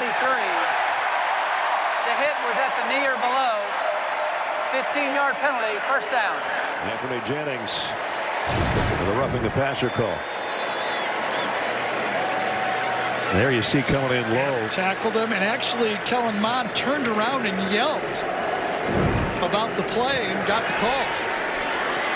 So that moves it all the way into Alabama territory. I had the feeling that A&M was looking for one more first down before they were going to open up, and now there's no reason not to open up. Still playing with the timeout to go. Mond loads, goes late over the middle, and completes it, and it's the freshman again, and Aya Smith. This is the guy that they think can be electric sometime when he gets the full package of their offense. They believe he's the most electric after he catches it. Good tackle by Xavier McKinney. 1 timeout left for A&M. From the 34. Mond. This time almost intercepted by Xavier McKinney. He's had his hands on a couple of those today. We got another flag down. Yeah, this one's a holding. Yeah, this one's going to be a holding. Meanwhile, Courtney Davis. Holding on the offense, number 54. It's a 10-yard penalty. Replay, first down. Courtney Davis is the guy down on the sideline. First is going to be Carson Green. Yeah, right tackle, number 54. Right side of your screen just yanks down for an easy call. I thought that was pretty. Oh, excuse me, was it on Terrell Lewis, number 24? I think is what the call was on. Courtney Davis on the end of the play seems to be holding his hip or his back as he went up to try to make a grab and then actually try to become a defensive back. That's what I was going to say. I think he was the one that swatted it out of Xavier McKinney's hands that time, but that could have been a pickoff. First and 20 now, back just inside the 45. With a half minute to go. Mond throws short to Spiller, trying to make McKinney miss, and he won't miss. Dropped him at the 42-yard line. Again, not a lot of time to throw the ball with just a 3-man rush. They got to hustle here. Yeah, they're going to call timeout. With 17 seconds remaining, they'd like to at least get into field goal range before halftime. Here was our Aflac trivia question a few minutes ago for you. Aflac. And the question was, which 5 active head coaches have won a national title? We told you got an easy one. Nick Saban, Jimbo Fisher. Dabo's got 2. Mac Brown and Les Miles. Les at LSU, Mac at Texas. Now Les at Kansas, Mac at North Carolina. Back to a 2nd down and 17 from the 41-yard line. They only rushed 3 last time with pressure. Will they do it again? Yes. Only 3. Mond in trouble. Dumps it over the middle. It's caught. Bobbled. Caught. And first down out at the 31. Nice handle by Isaiah Spiller to find the handle, I guess I should say. So I don't think it was for a first down, though. No, it wasn't. Yeah, they had that was long yardage. So now they got the position where you got to throw for a first down. You might not be able to get up in time to run the field goal team on. Remember, the interception that saves 7, and if they get 3 here, 10-point swing. You got it. That's huge for this A&M football team. It's a win at the end of the half. Seth Small's long of the years 50, the field goal kicker. 3rd down and 6.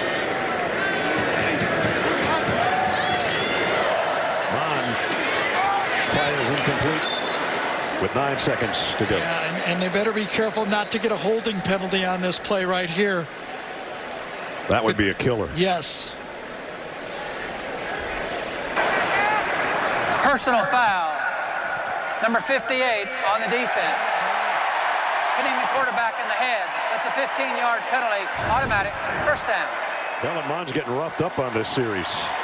Well, yeah, he goes to block the pass, and we see it all the time. You stick your hand up to block the pass, you bring it down, and that's when you're most vulnerable. Kind of a little karate chop. I don't think he meant to do it, really. But nonetheless, moves it to the 15. Now you get a chance for, you do one throw to the end zone. Just don't throw it to the wrong team if you're Kellen Mond. Yeah, one throw to the end zone is what you need. Give you a chance for 6 points. 3 receivers to his right, 2 to his left. 9 seconds. Mond to the end zone, but nobody home there unless there's a flag.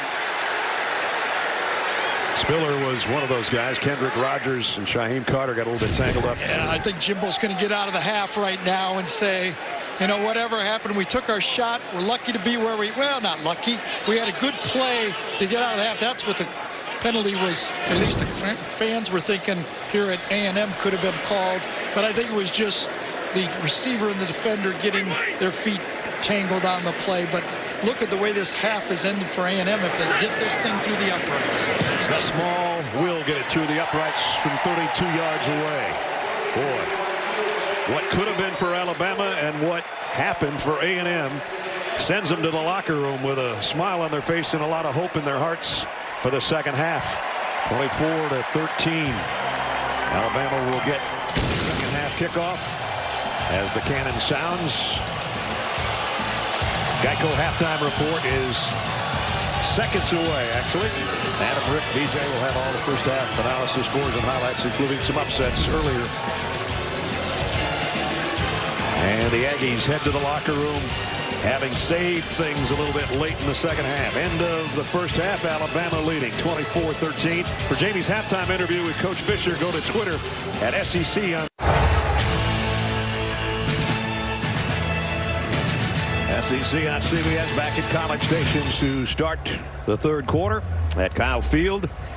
24-13 as Alabama will get the ball to start the third quarter. Brad Nessler, Gary Danielson, Jamie on the field. You know, Jimbo told us last 2 minutes of the second quarter, first 2 minutes of third quarter, pretty important. I think that 2 minutes at the end of the second was very big. Remember, Alabama only had the ball 5 possessions. The previous 4 possessions, 3 touchdowns and a field goal. That was the play of the half right there and kept A&M in this football game. Got the interception, got it down, got the field goal right before the break. That's where we are to start the third. Henry Ruggs brings it out of the end zone. Henry Ruggs broke a tackle, and he's all the way out to the 40. He's having a big game. The punter again. Jeez. Now the play of the half that Gary was talking about, this is what eventually led to a field goal. Another third down play, post fumble, baits the throw into the middle, and then Damani Richardson, the true freshman, is looking at Tua Tagovailoa's eyes the whole way. He's waiting for the throw and turns what could have been a blowout finish into a football game because A&M takes it from there and goes down and kicks a field goal and makes it a playable game. So Tua Tagovailoa and the Tide offense is a good spot to work after that 42-yard kick return.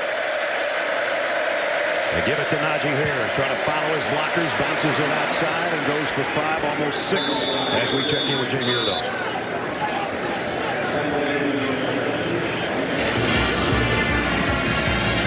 Oh, not. A little technical issue. We'll get to Jamie in a second. Meanwhile, second down and 4.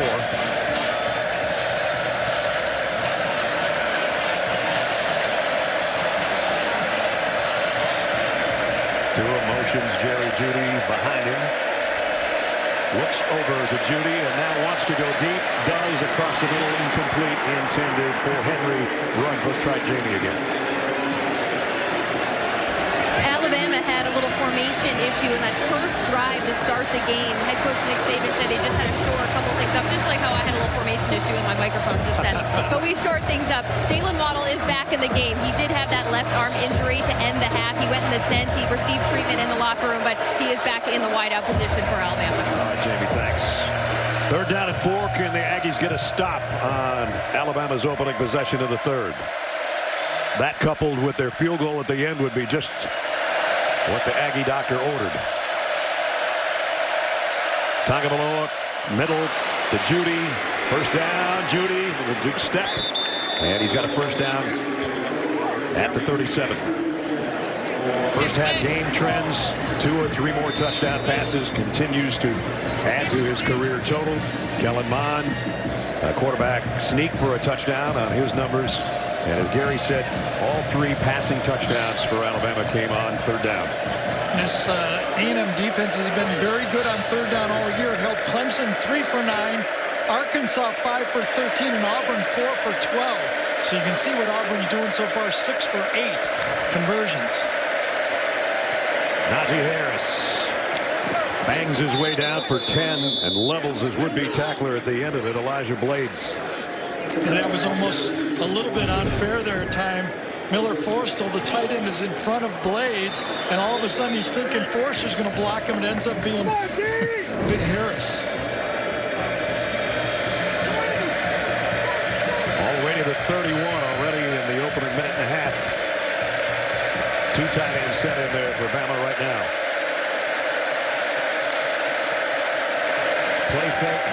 Tagovailoa loads, fires across the middle, completes it. Jerry Jeudy trying to outrun the Aggies defense, and he gets to the 5-yard line. Yeah, this is passing 101 right here. Everybody's got this play. A long play action pass. You run a post, and then you run a cross underneath it. One guy goes out for the post. The other guy crosses underneath it. Beautiful. They kind of zigzag. They switch positions. The inside player comes outside. The outside player comes inside. Crosses up the defense. Beautiful delivery to a wide open receiver. Is that the one you drew up on the board yesterday? Something similar to that, only I was under center. We don't do that anymore, do they? That's right. First and goal at the 5. Play fake to Harris. Tagovailoa all wrapped up. Great play defensively by Aaron Hansford, who got in there immediately to make the tackle. You have to take some gambles, and when you're running a naked bootleg and this guy's on block, you better do it fast, because Aaron Hansford comes off the edge. He plays his position smartly. You've got the quarterback on the bootleg. Do not get mesmerized by the ball and the fake to the running back. Hansford, who was a wide receiver just a year ago, does it exactly the way the coach tells him to do it. Drops him back all the way to the 15-yard line, where it's second and goal. Henry Ruggs in motion. Tagovailoa going to the tight end Forrestal, back to the 4 or the 3. So nice of a design this time. You motion it into a bunch, and you really make that defense come. You got one guy going deep, and the tight end just hooks right behind the corner route. Look how nice that is. Throw it off the middle linebacker. A well-designed NFL-type play Steve Sarkisian drew up for his quarterback and team. They've scored on the opening drive every game so far. Will they do it again? Oops, they're going to have to do it from the 8-yard line, not the 3. Alex Leatherwood with the false start. Leatherwood's going. False start on the offense. Number 70, 5-yard penalty, third down. Is he competitive? Played right guard a year ago. Now he plays left tackle. He said, I heard a clap or something. I know I did. I was ready to go. Leatherwood and Willis for 2 bookend tackles. Back to the 9, as Tua Tagovailoa would say. I got more room to work now. Third and goal. Najee Harris flushes out of the backfield as a wide out to the top. Tagovailoa scans the field, has all day, crosses the middle. Incomplete. As Waddle had it, he got hammered by Richardson again. I think he dropped it before he got hammered, though. It looked good, but the ball was gone before Richardson got there for the hit. Good throw, just a drop ball. Perfect throw, ball comes out, and then he gets a clean hit. So Bulovas will come out to try a field goal. It'll be a 27-yard field goal attempt. He's hit one today when he hit the right upright and it went through. Tua Tagovailoa, keep in mind, is the holder. Kick is up and it's perfect. So the Tide opens up the third quarter with a 3, stretching their lead 27-13.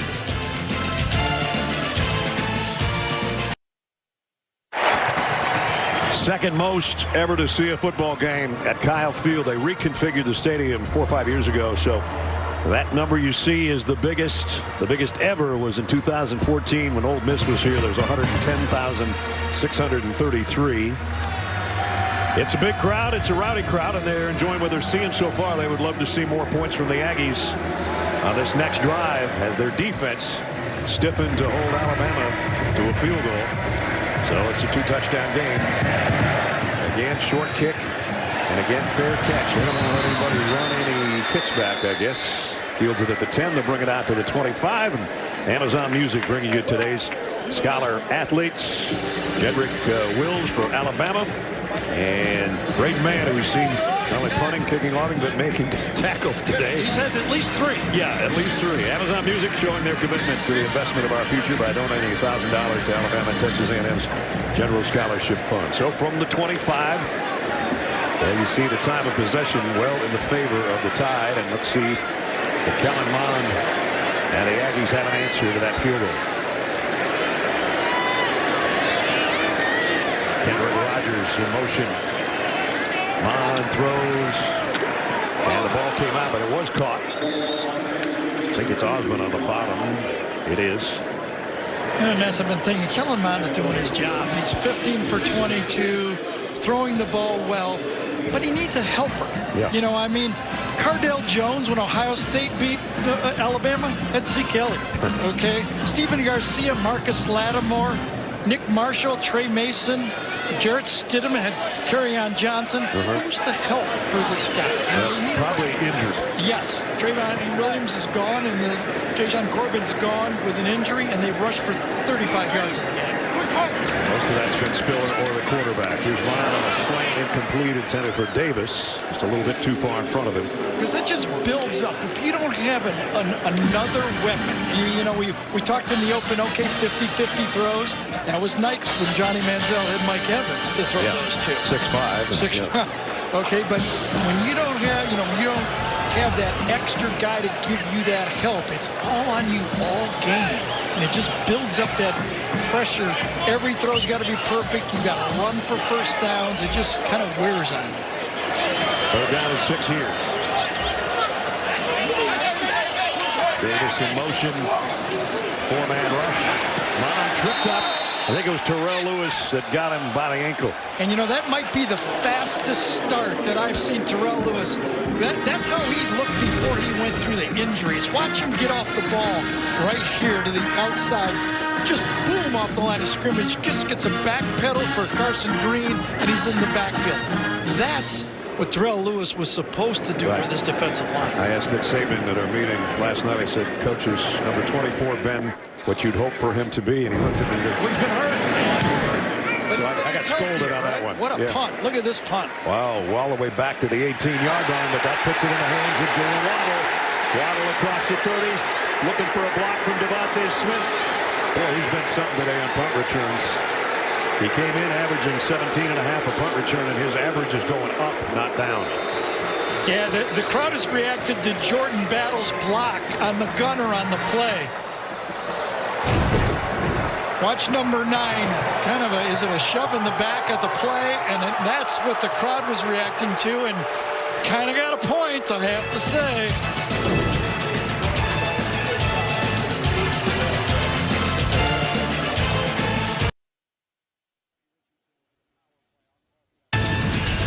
Home Depot, SEC on CBS, is sponsored by ExxonMobil. The Home Depot. Chick-fil-A. And by Progressive. Hall of Champions here at Texas A&M in its 125th year of college football. Our aerial coverage sponsored by State Farm. Alabama, after the punt return by Waddle, starts at its own 45-yard line. Kendall Granda, number 85, an ex-guard wearing 85 is in the game. It's like 6 offensive linemen. Tagovailoa going to go deep. Jerry Jeudy just overshot him. Clifford Chapman was covering. Yeah, that's why they put the extra lineman in. That was going to be a deep throw. You get an opportunity to have that extra second to throw the ball and throw it deep. Judy's going to take that ball right down here. Max protection. One on it all the way, and just let it go. Boy, that was close. Defense. He was actually in the slot there. I thought he was wide. And that's what you have. A lot of grass to throw the ball to, and it sends a message.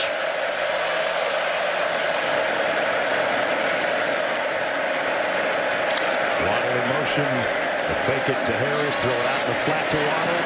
Jalen Waddle's had a big day. That acceleration again. And here's part of the big day for number 17. He got it cooking early. Got his first touchdown pass. A touchdown reception, I should say, of the year. There's that explosion Gary was talking about.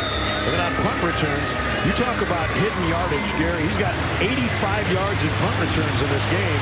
That changes field position big time.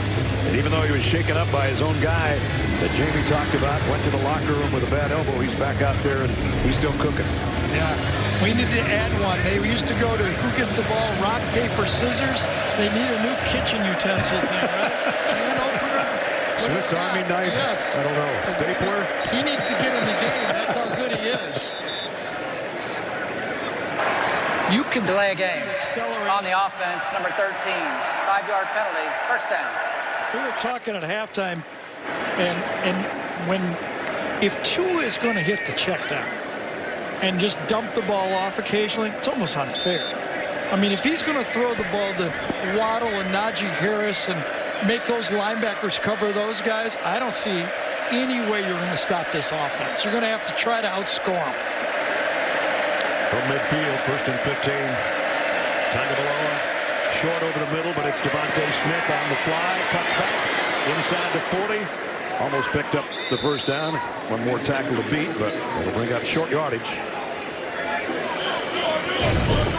Well, the transfer, Landon Dixon, the center on this play, is really coming through with a solid effort. He's replacing Chris Owens, and he has not allowed any penetration in the middle of this play.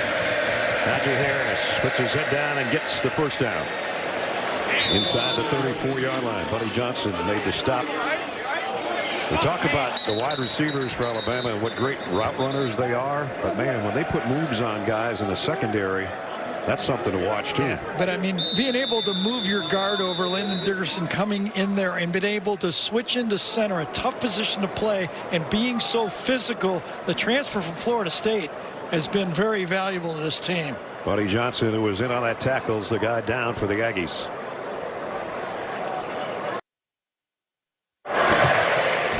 Monday, come on over to the neighborhood. Cedric the Entertainer and Max Greenfield star on a new episode of the hit comedy Monday, 8, 7 Central on CBS. Buddy Johnson came out under his own power, working on a left arm or left shoulder. He tried to make a tackle on Najee Harris with that one arm. And that's a whole bunch of Najee Harris at 230.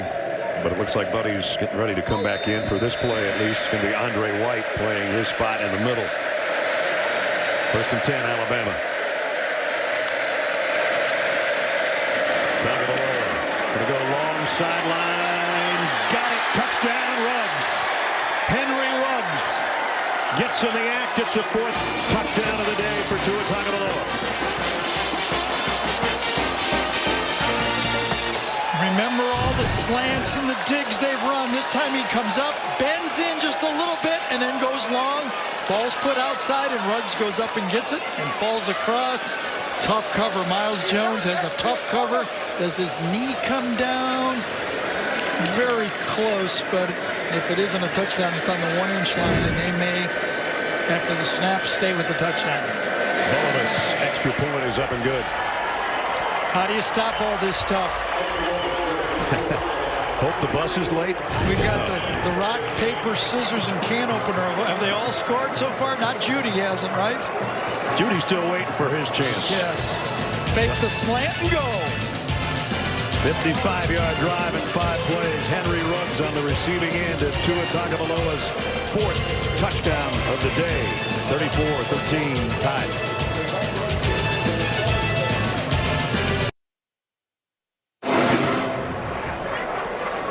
Well, there's the career touchdowns of school history. They still got a ways to go to catch Amari Cooper, but Judy and Ruggs and Waddle and Devontae Smith helping each other out even when there's dirt in your face mask and handshake from the coach. Yes. And now go out and cover the kick. Nick knows talent when he sees it, I'll say that. Not a lot of yelling at those receivers, I've noticed, right? Right. It's the linebackers and those guys that get yelled at. Oh, no fair catch. They are going to return one. Jalen Preston should not have returned one. Didn't get to the 20-yard line. Tua Tagovailoa, let's see, we've had him 3 times this year. He's thrown 13 touchdown passes, I think, in the 3 games we've had. And Joe Namath in his career. Oh my goodness, you got to be kidding me. I don't want. Let's not even put that up. That's just wrong, isn't it? Yeah. We apologize. Yeah, Joe, we know you're watching. That doesn't matter. We have a young guy in the truck that just threw that out there without really knowing that you can't do that in an Alabama game.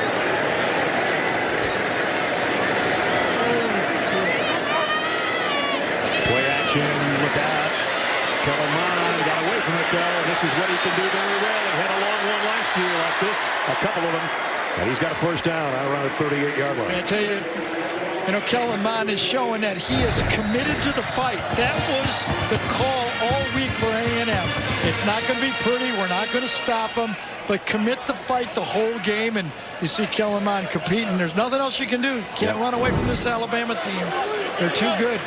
You can run away from a pass rush, but you can't run away from the team. Well, best rush of the day. Gives him a first down at the 38. Mond pressure coming again. Double clutches, throws a strike. To the 50 to Courtney Davis. As Brad called it, a double clutch. You have to throw that flat-footed when you do that, and that is beautiful action on that throw. And they're going hurry up here. When you talk to Jimbo about Kellen Mond, he cannot stop raving about what a good football player he is, how committed he is to learning his craft, how good he can be, and how good he's going to be. Says his football IQ's off the charts. Sometimes he tries to be too perfect. And we talked with Kellen about that. He said, yeah, there's a fine line between trying to be perfect on every play and just letting it rip. We let that one rip. And that one is ripped by the defense. Trayvon Diggs knocked out of bounds. There's a flag down, however.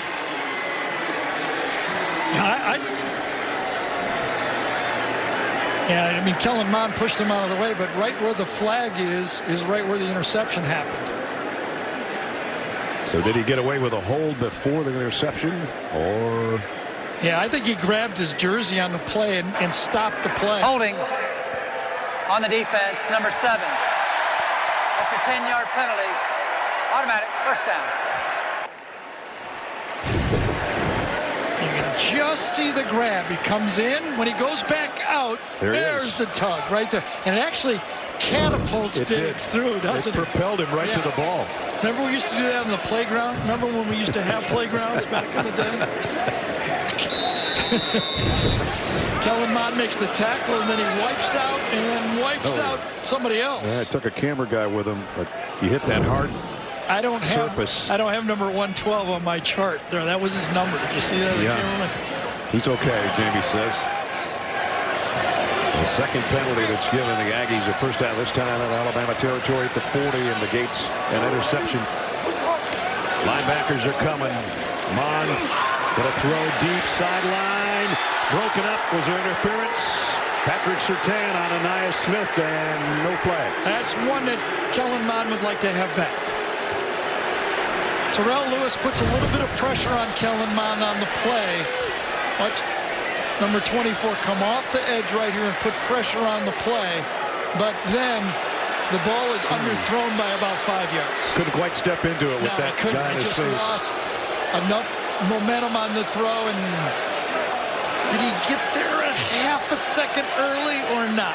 But it was underthrown because of the pass rush. And if there's more good news for Alabama, is the pass rush is starting to become a factor for this Alabama football team. A 33-24 start to emerge. Watch out. Mond steps into that throw and delivers a dart to Courtney Davis at the 25-yard line, maybe the 26. Right over he took a shot again. Lewis's hands that time. Chris Allen, number 4, is the guy that delivered the shot on this play. He's shaking up, Gary. Right up the middle. Oh, man. Oh, boy. When they come right at you, they're not allowed to drive you, and that's how you get driven in the ground, and his head hit the ground. You got to be careful with Kellen Mond right now. I'm surprised he's able to talk back there right now. The wind is not what it would be, I don't think. He's ready to throw again, though. He throws another good one. Oh, broken up. He dropped it, didn't he? Incomplete pass. That's incomplete. Courtney Davis, and it was Jordan Battle back there covering. Should have had it. Yes, he knows it too. Puts it right to the outside, nice and high. The receivers like it right there when they can see their hands and the ball at the same time. Receivers love to catch the ball where they can see the football in the hands, and they catch more of it. You can see Kellen Mond still. That was 2 plays early. Right, that was after that last throw. He's still trying to catch his breath.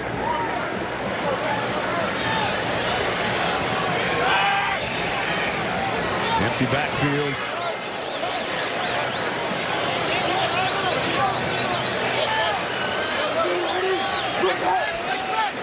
Fake the jet sweep. Mond down to the end zone to the tight end for the touchdown. Jalen Weidermeyer.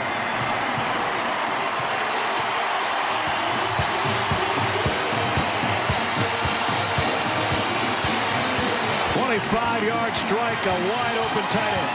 Again, the motion does just enough that Jared Maiden just turns the tight end loose on the play.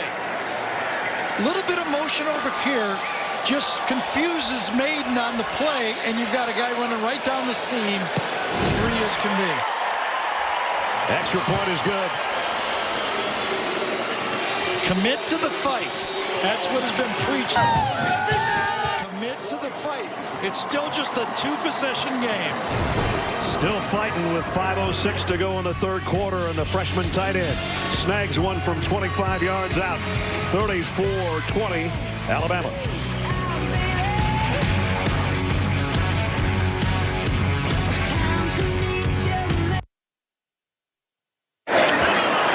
Kellen Mond with that touchdown pass just past Ryan Tannehill on the Texas A&M career mark. Closing in on Reggie McNeil next. Corey Paulig.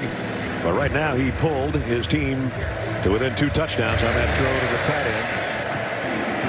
Line drive kick. Henry Ruggs has been returning them all day long, and he's got another one out to the 26-yard line where he got popped by the special teams. Don't forget, later in the game, the play of the game presented by Jersey Mike's Subs. Well, this is the 8th possession for Alabama in this football game. They have not punted. TD, field goal, TD, interception right before the end of the half, and then a field goal and a touchdown so far in the second half. And if you're just joining us, Tua Tagovailoa, 4 more touchdown passes so far today. Love that last drive by Kellen Mond. Great leadership, great execution, taking the big hit and coming back. Brian Robinson off the left side, broke 1 tackle and another first down, and all the way out for about a 14-yard gain, although there's a flag back at the line of scrimmage. I think they're going to call it on Miller Forrestal that time, the tight end. He's standing out there at the 125 marker. Always gives it away when he's got your hands on his hip. He cleared it out, but I think that's where the call is going to come. Sorry, Brian, that 14-yard gain is coming back. Holding, offense, number 87. 10-yard penalty, replay first down. Right, left side of the line right there. Comes out, engages, and never lets go. Yep. Pretty good takedown. Back to the 16 now. 1st and 20. Well, this is the time the A&M defense stood up and saved the game at the end of the half. With a stop here, can they make it again? They can give the ball back to their A&M offense down 14. I think they love where they are. Tagovailoa going to throw it out to Robinson in the flat. See if they can corral him. He made a man miss. Puts his head down, and then the power, and a first down. Wow. Demoralizing. If the quarterback, Tua Tagovailoa, is going to throw those type of dump-offs, and you're going to throw behind the line of scrimmage and make first downs, you're in trouble. 23-yard gain. And Leon O'Neal Jr., number 9, is the guy that had the chance to make the tackle and make the save, but could not come up with it. Everybody says to me, Alabama can't run the ball. I say, I don't care if you throw it 5 yards to the backs and they take it 15. That's good enough. He's a special player. Number 13, you might as well just go with him. Najee Harris back in there. He twists and turns out to the 45, maybe the 46. You know, I like to compare sports all the time. I always think of Steph Curry for the Warriors, and he takes one of those crazy threes, and the coach says that's a bad shot, and he goes, no such thing. You know, in this offense for Alabama, no such thing. Harris going to be a yard shy if they stand him up.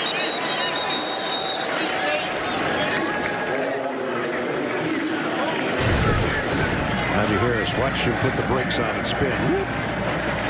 Didn't get much after that, but.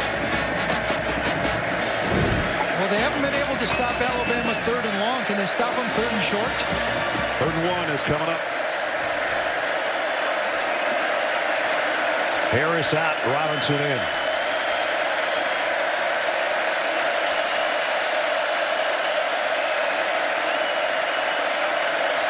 Waddle sets up in the backfield, but it's the up man Robinson easily getting the first down at about the 49, maybe the 48-yard line. So we're under 3 minutes in the 3rd. Top-ranked Alabama by 2 touchdowns. You know, they took that ball that time behind the big man, Evan Neal, number 73. Hey, Gary, Damani Richardson had to come out because he lost his helmet. This might be a time where they're thinking, okay, I like that safety back there. He's made some big plays, but he's not in there. Wouldn't be a bad call. We've seen deep balls on first down already, haven't we? Yep.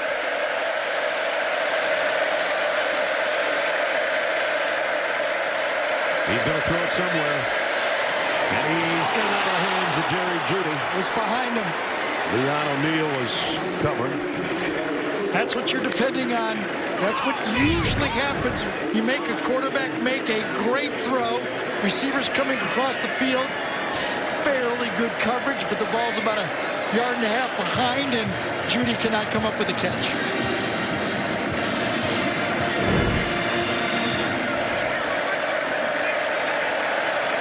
Judy's been relatively quiet today. Only 4 catches for 50 yards. Devontae Smith's got 6 for 94. Waddle 3 for 48 and a touchdown. Najee Harris didn't get anything out of that. Anthony Hines makes a stop. This A&M defensive line, they're counting on them making plays. Watch Bobby Brown, number 5, right there. Just stand up. This Alabama offensive line causes that penetration. Nowhere to run the ball on the play. An A&M defender down late. Not quite sure who it is. 2:10 remaining in the 3rd. We'll check on him when we come back. Tyree Johnson was the Aggies shaking up on that last play. He appears to be okay, getting a little hydration on the sideline, and will probably be back in there. He's had a good football game today. Back on the field, it's 3rd down and 10 again. Can the Aggies get a stop on the Tide here with 2 minutes left in the quarter? Tagovailoa being chased.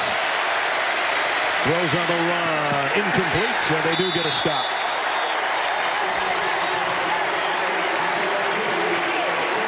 Well, this is a huge win for this Texas A&M football team. To get out of the 3rd quarter here, they're going to get the ball back in the 3rd quarter down just 14 points. That defensive pass rush In sacks in the league, they're 12th ranked, and they put enough pressure to force Tua to get out of the pocket and throw on the run. Forrestal was shaken up on the play, being helped off. Well, the punting team will make an appearance for the first time today. Skylar DeLong only averaging about 34 yards a punt. That's Alabama's punting overall. They've got 2 punters. Reichert is out with an injury. Not very good one. Might turn out well, though. Well, on the hop. Nice job. Going to be fielded by Anais Smith. And he got shoved out around the 22 by Jennings. Well, I think the quarterback, Kellen Mond, on that last drive showed his football team and sparked his football team. First of all, it started out with a scramble out of the pocket. They don't have much of a run game, but then he absorbs a tough tackle, gets up off the ground. Brad was saying he's wobbling, and he ends up throwing wide open receiver a touchdown, and now a chance to make this a 1-touchdown game. Down to Jamie. Well, you mentioned, Gary, how Jimbo compliments Kellen Mond on how he has learned this offense. He said, took me a beat last year, but I got there eventually. I learned how to trust my eyes and trust my guys. People don't realize how hard it is to scramble. I'd rather sit back here and use my arm. He's going to try to use it right here, and does, and throws a strike again to Courtney Davis. First down. I like the way Jamie said that. Trust my eyes and trust my guys. She is a poet. If you want to know how to play at quarterback, that's exactly the way you eventually get to it. You trust your eyes and then your guys. And for the offense, you got to know it and then throw it. And he just did for a first down. Especially when you've just been pinned on the ground like that. You got to trust that offensive line, and it hasn't been pretty. First down at the 36 with a little over a minute to go in third quarter. Play fake. Mond's in trouble. Throws on the run. Is it going to be a flag out there? And guess not. Kendrick Rogers got run over by Trayvon Diggs, but Trayvon was on to, well, wait a minute. Now, I think it's going to be Rogers is going to get it on sportsmanlike for arguing. Complaining? Yes. I was going to say it would be the latest interference flag of all time if that's what it was. After the play was over, unsportsmanlike conduct on the offense, number 13. That's a 15-yard penalty. It's second down. That's number 13's first unsportsmanlike conduct foul of the game. You know, he thought he was held on the play. And he's looking at the official and going, I can't say what he said. Yeah, I don't think so. I don't know what he said, but I have a good idea what he said. That backs it up to the 21-yard line.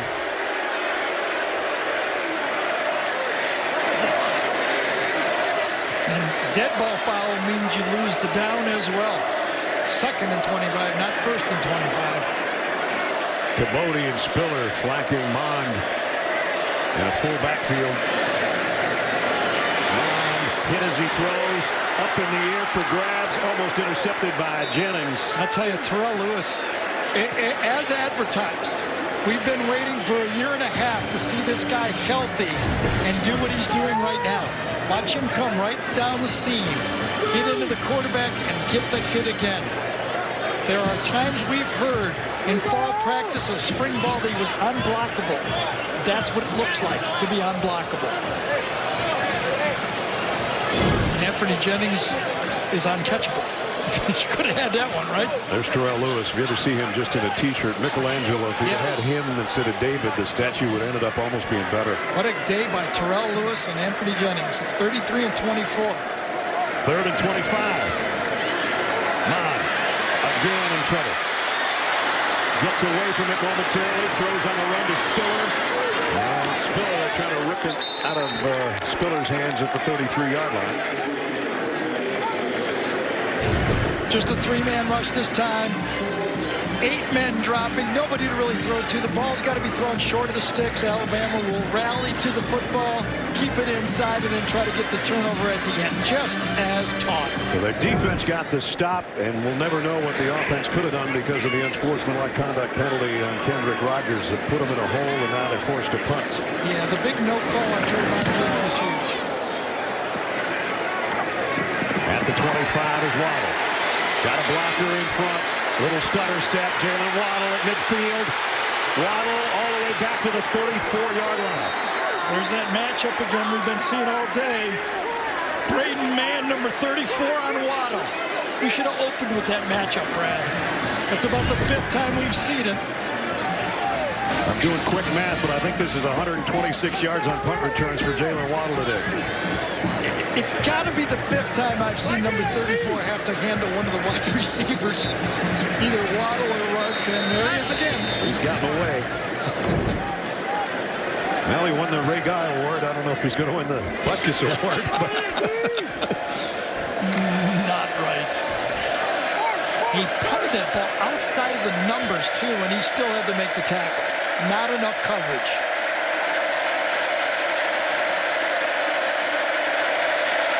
Fake it to Najee Harris. To attack it low, rolling, and throws it out of bounds to Devontae Smith.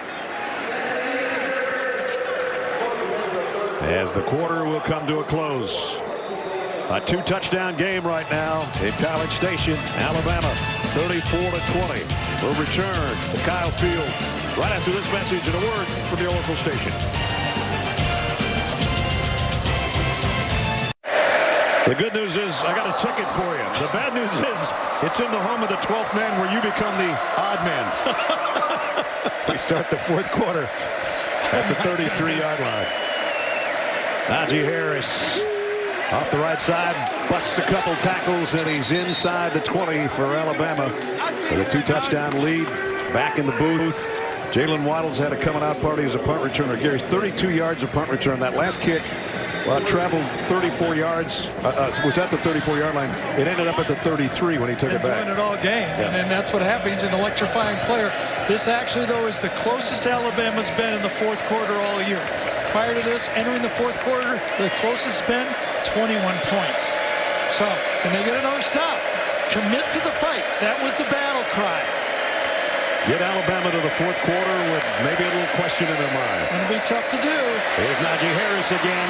Tough to bring down if they do, finally at the 4-yard line. So many weapons. Got an offensive line I said is improving. We've seen the defensive line. You see Dickerson right there. Get the push. Deontay Brown is stumbling and gets out to the linebacker just enough. But that offensive line has gotten better every week. Now with Brown in there, a little bit more physical. It's the most rushes this year for Najee Harris. Good for 81 yards so far. Impossible to guess where the football is going with this Alabama offense right now. It's going to Najee Harris, and he's going to about the 2-yard line. That'll be BK to stop. 2nd down and goal.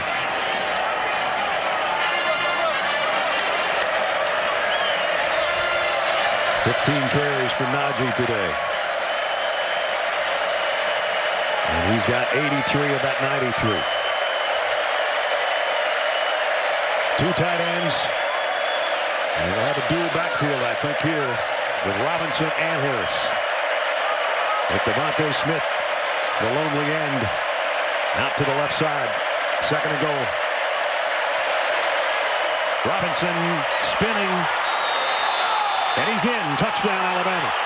Boy, I thought he was short. Well, the linesman is signaling touchdown, so I'm going with him. Well, you were right before when he was wrong. I thought Buddy Johnson got him and held him short of that touchdown play. Let's see what happens here. We're right down the line. No, he broke the plane right there. It's the front half of the line. You only have to touch the plane going up from the front part of the line. His body is still on the defender. Yep. It's not where you land. It's where the football goes across the plane. Bullitus in for the point after. Jimbo just took a timeout. He wants a replay. I do not think he's going to win this replay. Again, we can freeze this. Texas A&M is challenging the ruling on the field of a touchdown. The previous play is under further review. The nose of the ball is, remember, it's called a touchdown. So there'd have to be evidence it's not a touchdown. You draw that ball right up from there. That's a touchdown at that point. When he falls, it comes back short of the line. He tucks it back to his body on the way down.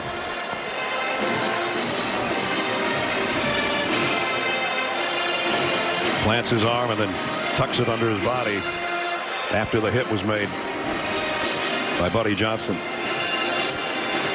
Gene Steratore. After review, the ruling on the field is confirmed.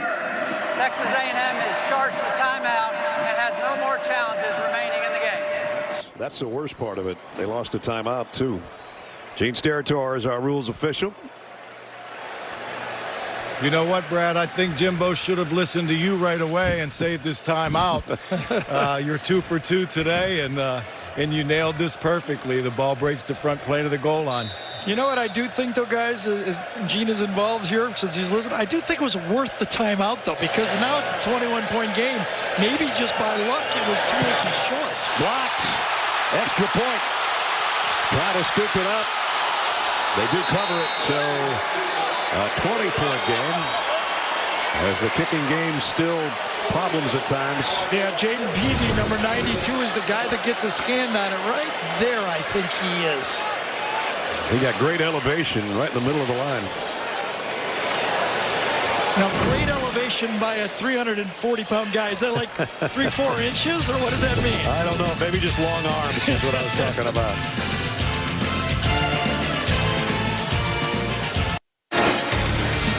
Now it's time for our Exxon Mobil game recap. If you're just joining us, number 1 against number 24 here at College Station.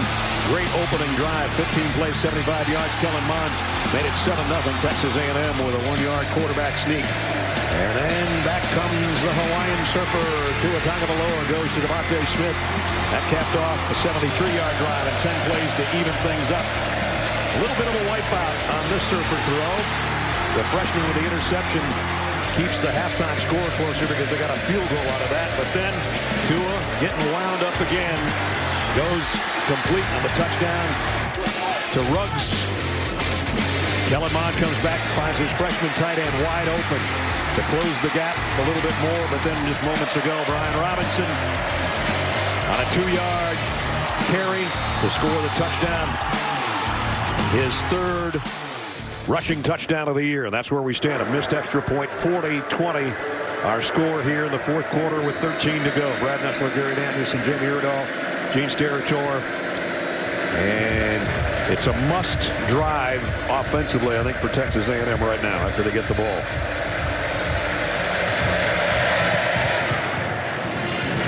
Returnable kick, but again, they'll call fair catch and start from the 25-yard line. Well, next week, best game from the best conference features one of the top teams in the country. Next Saturday at 3:30. It all begins with college football today at 3 Eastern. SEC on CBS. We'll let you know in a couple days. Well, I know that 3 next to Georgia won't be there, that's for sure. No, that's for sure. South Carolina with the upset in Athens today. Florida plays LSU tonight. And here, top-ranked Alabama's got a 20-point lead.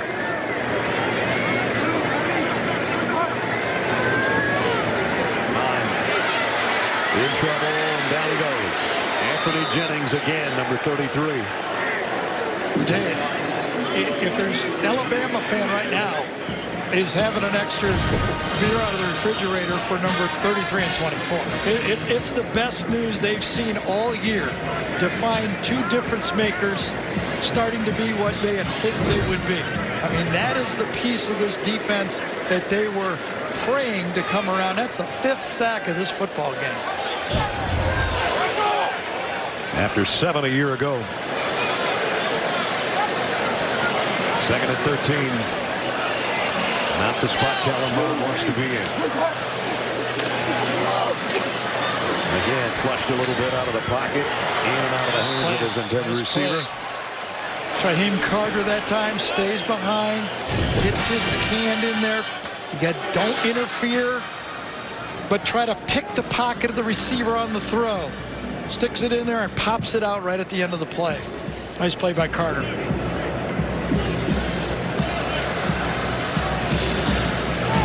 Shaheem says not on that one. And it brings up 3rd and long.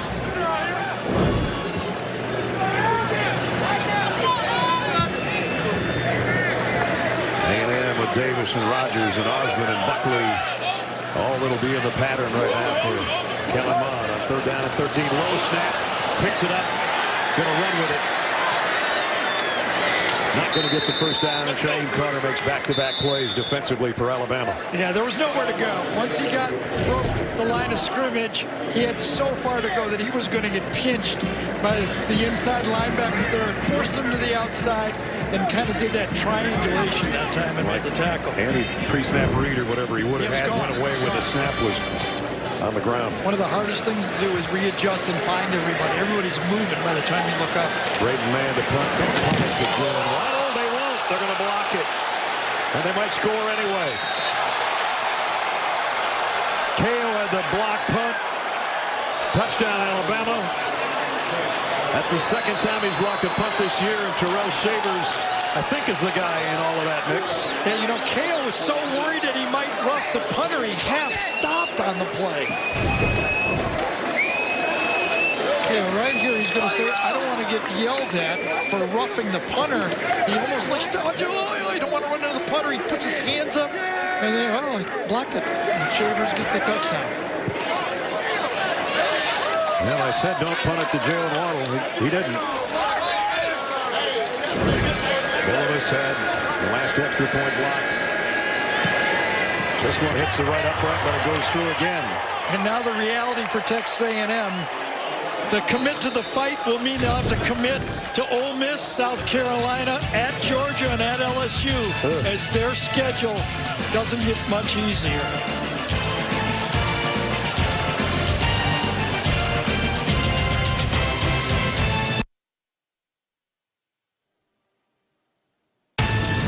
The Home Depot SEC on CBS is sponsored by Nissan, FirstNet, Sonic, and by Dr. Pepper. Block punt for a touchdown has made it 47-20 Alabama.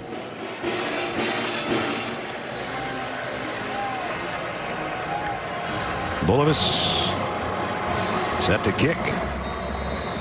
There's Terrell Shavers, who scored on the special teams. Special teams have been special between Waddle's punt returns and that block punt. Absolutely. And they'll bring it out to the 25-yard line. Let's take a look at the GMC game changer, Gary. Well, Terrell Lewis has been one of those players, number 24, that the Alabama defensive players knew that if he ever came through, it could change their defense. And he's having one of those games where it's not just his tackles. He's got 3, 2 of them sacks, but he's been pressuring the quarterback. He's actually been in pass coverage. He's showing that quick twitch that everybody said, this monster, as Brad told you when you see him at practice, the way he can move, sometimes he's unblockable. And now Kellen Mond knows he's in a deep hole to try to dig out of with 11.5 to go. They're going to keep it on the ground to Bodie. Now, we talked about Nick Saban being 17-0 against his former coaches. These guys grew up really close to each other back in high school. There's some looks from Liberty High School and Muhammad High School. We said, Nick, you were number 12. He said, well, I was 10 for a while, I was 12 for a while. I wanted to be Joe Namath. And we said, did you have white shoes like Joe? He said, we didn't have white shoes. We didn't have a weight room. We didn't have a practice field that had grass, but we won a lot of games. Guys that have worked together a long time and now on opposite sides. And Nick is only 11 minutes away from being 18-0 against his former assistant coaches. Yeah, and the Alabama schedule is not quite as tough as the A&M schedule. The next 4 weeks, all at home. Tennessee at home, Arkansas at home, bye week, and then LSU. There's what Gary's talking about. There'll be another win here today shortly to go to 6-0. They're not going to move in the national rankings, you can bet. As Gary said, there will be a shakeup with Georgia having lost today. But yeah, no way Alabama drops out of the #1 spot. With all games that they should be favored by, 17 to 20 points. Tennessee, Arkansas, then they get the LSU game after an off week, and they should be 8-0 waiting for LSU. Absolutely. It'd be a shock if they're not, right? Right. First down at the 39. Kellen Mond still whipping it around. A nice play by Trayvon Diggs. Tennis for Courtney Davis. Just a little late on the throw and allowed Trayvon Diggs to make the play. When you're playing corner and you're committed to man-to-man coverage to the outside, the corners for Alabama have been playing these coverages for years. Part of it is that they expect the throw to be a little late, a little outside, and you turn into the receiver, look back for the ball, and make that deflection. Beautiful job. You can't cover them stride for stride all the time, so don't panic, turn into the receiver, look back, and make the defense.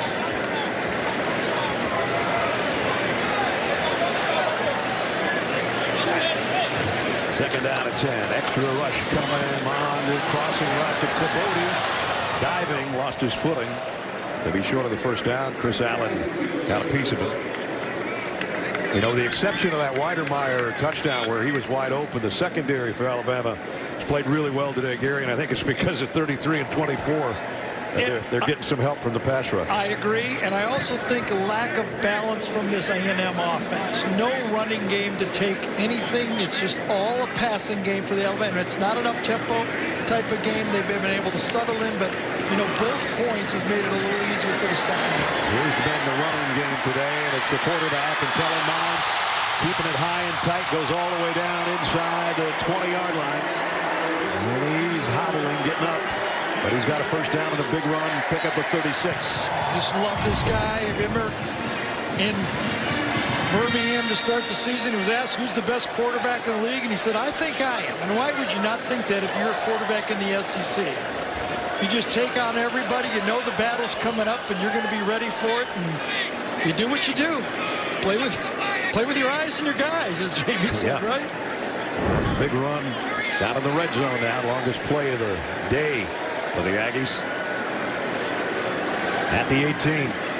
Just under 9 to go. Mond hit. Releases the ball, and it's Weidermeyer for the touchdown again.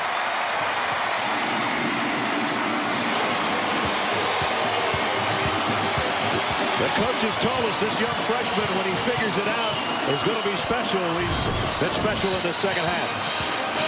Well, remember, this offense was built about a tight end last year, J.C. Sternberger, and this time the ball is thrown perfectly high. Xavier McKinney had no chance, was in good phase, but when you throw him perfect from 30 yards away, the 6'5" tight end goes up and grabs it.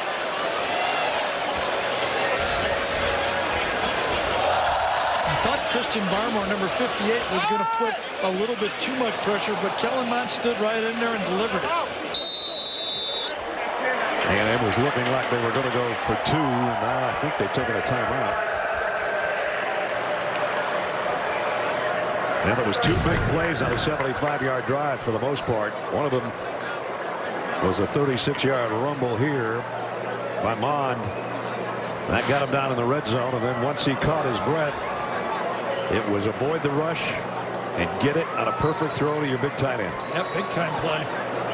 Remember, this was after the punt. The Alabama defense had to go back-to-back series. That's how the plays sometimes get a little bit, out of whack. You think they're really controlling the ball, but when you score with a punt, your defense goes right back out there and has to go. They've substituted in the defensive line, but the secondary, same guys. So they're going to go for 2 here.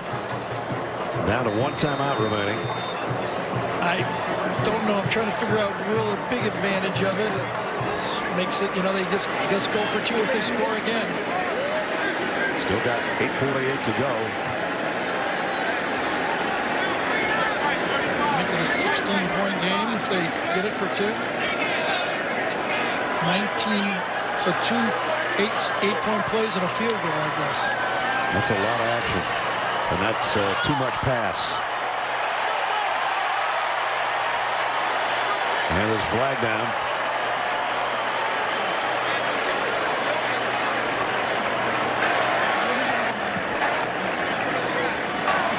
interference on the defense, number 9.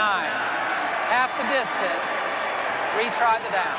Jordan Battle with the pass interference, so they move it so much closer. Now you wonder if Kellen Mond doesn't try to do this himself. Absolutely. Back of the end zone right there. He's got his hands all over Weidemeyer, number 9, Jordan Battle.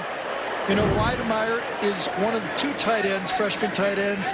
The other, Baylor Cupp, was also thought very highly of, was going to be a freshman tight end for this football team. And Jimbo loves his tight ends. Just outside the 1.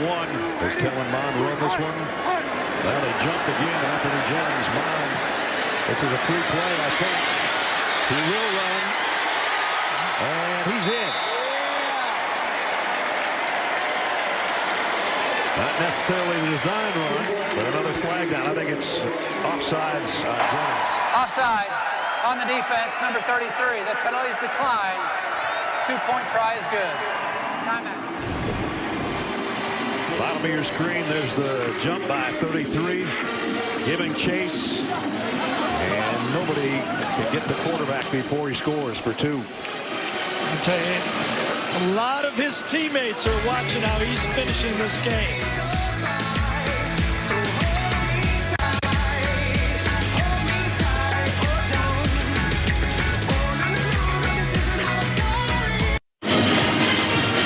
Coming up after our game, Adam, Rick, and BJ will have scores and highlights on the college football postgame show presented by Rocket Mortgage. Kellen Mond just scored on a 2-point conversion to make this 47-28. You can all say a lot of what ifs, but had they not had that block punt for a touchdown, the score would be within reach with 8:48. Maybe it still is. Alabama's got pretty much everybody up. Trayvon Diggs is the deepest man. They're going to kick it away. And Trayvon's going to run it back from the 5. Trying to get to the edge. Did. Cross the 30. Good run back out to the 34-yard line. The Alabama wide receivers, we featured them earlier in the game, and Gary said you got to stop them after they make the catch. Yeah, this is how the game started. The short throws that turned into touchdowns really got the Alabama offense kick-started. The first one to Waddle, second one here to Devontae Smith on a blitz play. That got it started, but there was a deep throw after that to Ruggs that also scored. So that kind of breaks down your defense, and then from there, Tua kind of goes whatever way he wants to go. And he's back out there right now. With Najee Harris behind him. Najee gets the handoff. And dropped at the line of scrimmage. Maybe a loss. Buddy Johnson, the middle linebacker, captain of the defense. Junior out of Dallas, made the hit. But the clock is A&M's enemy now. And they have used 2 of their timeouts. One on a challenge or trying to stop the clock at least to get a review. And then another one subsequently after that, so they're down to 1 timeout.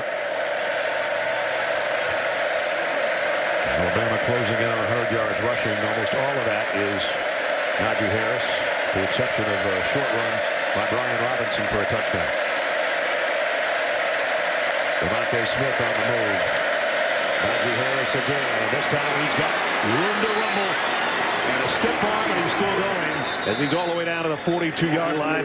And that puts him over 100, I think. Yeah, and that is enough more music to the ears of the Alabama football team. You know, they don't, with this offense, with these receivers and quarterback, you don't have to run the ball for 250 yards. That's the old days. Right. But if you can run the ball for 120 yards, it's like an NFL-type offense. The NFL, when they run the ball for 120, that's a big day. That's what they need.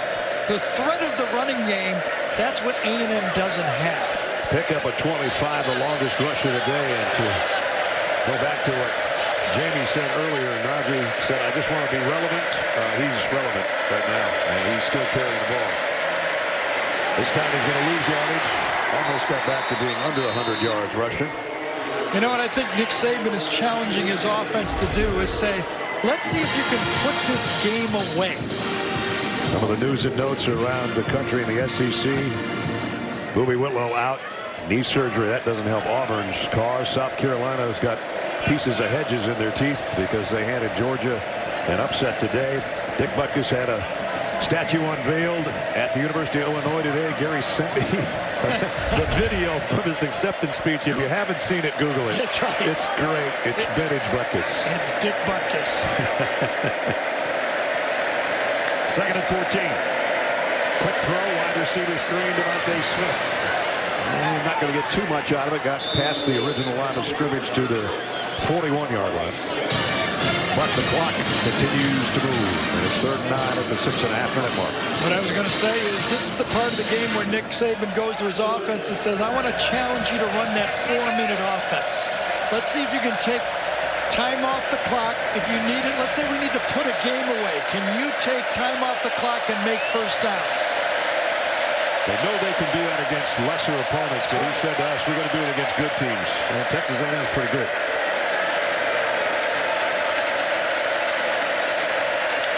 Third and 9. Tua looking right the whole way, comes back to the left, but Najee Harris can't handle the pass. Incomplete, and it's 4th down. Again, part of that 4-minute offense would be throwing a play where it's safe. You know, I know, Tua, you can throw the ball down the field, but I want to practice our safe plays. A screen. Now, you know, you think you're going to complete 100% of those screen plays, so you don't stop the clock. That's the idea that he was trying to accomplish with his football team on that drive. Skylar DeLong into punt for only the, 2nd time today. He just like to keep one inside the 10-yard line somehow here. He just wants to be relevant.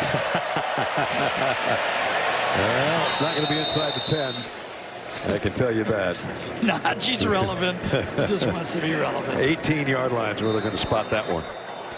So 5:48 remaining. Aggies have got the ball back. Only one timeout left. Nick not happy with his punter.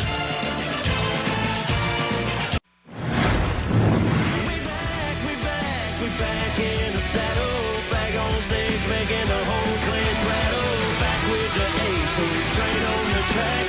1st and goal at the 1, and Mons got that one, I think. Touchdown. Here comes a blitz. Quick throw. Caught by Smith. Devontae Smith will score. Cruising for a touchdown, Alabama. Alabama trying to cruise to their 6th win. They're up 47-28. Texas A&M has got the ball back. From the 18-yard line, Kellen Mond flushed out of the pocket. He will take off again. He's going to get a first down, quite a bit more. And he's a little bit hobbling. He was running back and forth, warming up during that timeout. Yeah, is it his hip or? I'm not sure. He got 22 more on this one. You know, their game next week at Ole Miss won't be easy. Ole Miss playing good football right now. Boy, he's out there playing on a wheel and a half right now, but he picked up big yardage. First down at the 40. In the pocket, out of the pocket, taken off again, diving forward for about 7. Jamie? Gary, it all circles back to what you said about Kellen Mond and how he was finishing this game, refusing treatment on the sideline during that last series. He stayed on the bike. Coach Fisher had to come over to him to discuss the offense with him on the bike, but all eyes from his teammates were on him, but he was not receiving any treatment from anybody. He's playing his heart out here. Absolutely. 2nd and 2. Throws this one. I think he caught it. Should be a first down. The only problem for Kellen Mond, he's going to feel worse tonight than he feels right now, and he feels bad right now. He's been sacked 5 times. He's been knocked around, hurried, and still out there picking up first downs here in the late stages of the ball game. Wanting to throw again. If he gets rid of it, he's just got to throw this one to the sideline. Chris Allen was putting the heat on him. You can see he's limping back to the line of scrimmage. Right now, it would not be a bad move just to put the backup quarterback in and just live for next week. Zach Calzado would be the next guy up, a freshman out of Sugar Hill, Georgia, that they are high on.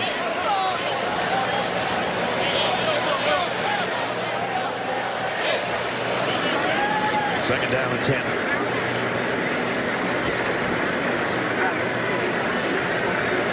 Blitz coming. Mond throws right into the face of somebody on the defensive line. Barmore, maybe. There's a lot of guys coming. Batted down. He had Cabote that time, number 23, on a big play. No one was going to cover him. Watch Cabote. He goes out and then cuts back in. No one's even covering on the play. The ball's knocked down. Would have been open in space for 20, 30 yards before anybody could even touch him. Christian Barmore, a big fella, redshirt freshman out of Philadelphia. Swatted that down. He's made 2 or 3 good plays today. Yes. One bad one. Kind of an in-between roughing the passer play. All right. 3rd and 10. Blitz coming from the secondary. Mond has time. Throwing deep. In and out of the hands of Jamon Osborne. Shaim Carter broke it up. And it's 4th down.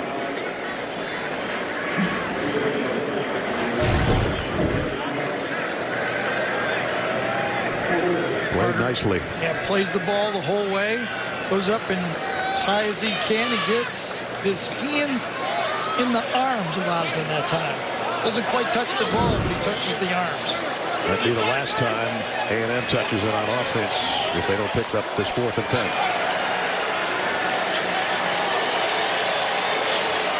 They've got to get down inside the 38-yard line for a 1st down.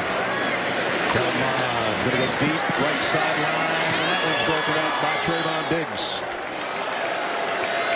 And Alabama takes over on downs. Well, if I'm a teammate of Kellen Mond, I'm going over and tapping his helmet. Played his heart the whole way. Trayvon Diggs has his hand on the shoulder, kind of along for the ride. I guess so.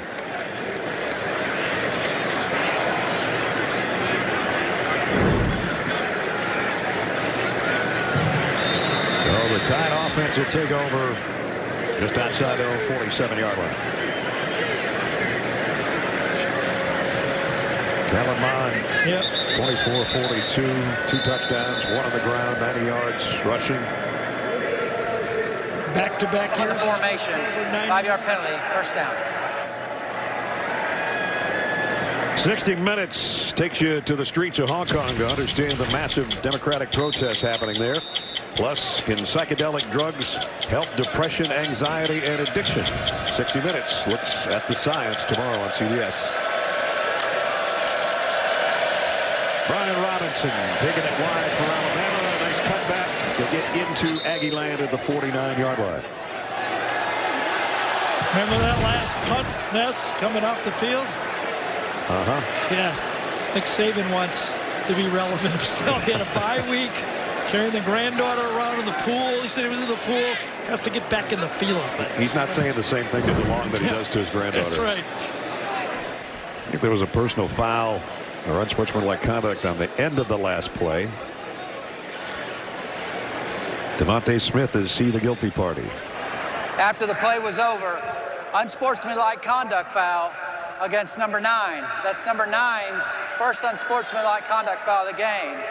After the play, personal foul, throwing a punch, number 6 on the offense. That player has been disqualified from the contest. Well, Devontae Smith, who had the big game 2 weeks ago against Ole Miss, is not going to see the end of this one. He's gone.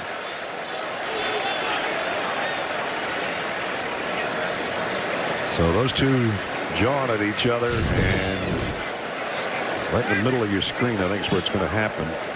There they are, 6 and 9. Throws him down.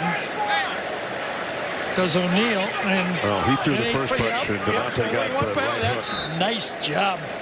You throw a punch, you get a return punch, and then you put your hands up. If you get away with it, okay. He's going to have an early shower. That's right.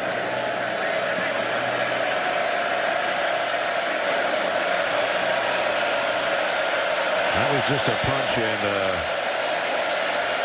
the conference will review that. That doesn't mean he's going to miss any time from the game. It wasn't a fight. It was just a skirmish, I guess. But anyway, Devontae makes the long walk to the locker room.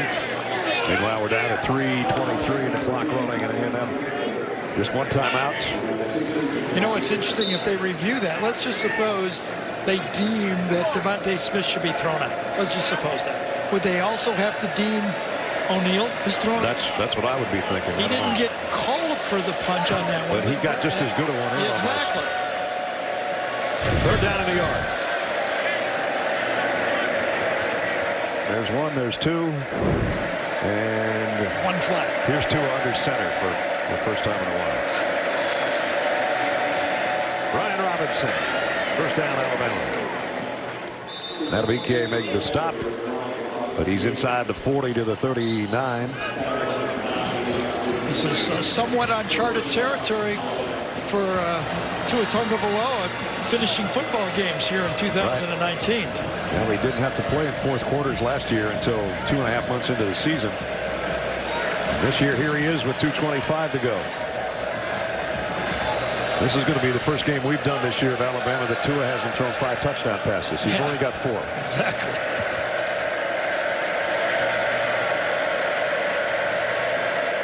But that 4 is given 27 for the year, which is tops in the nation. He's coming into the game. He was tops in the nation. And here's another run by Brian Robinson.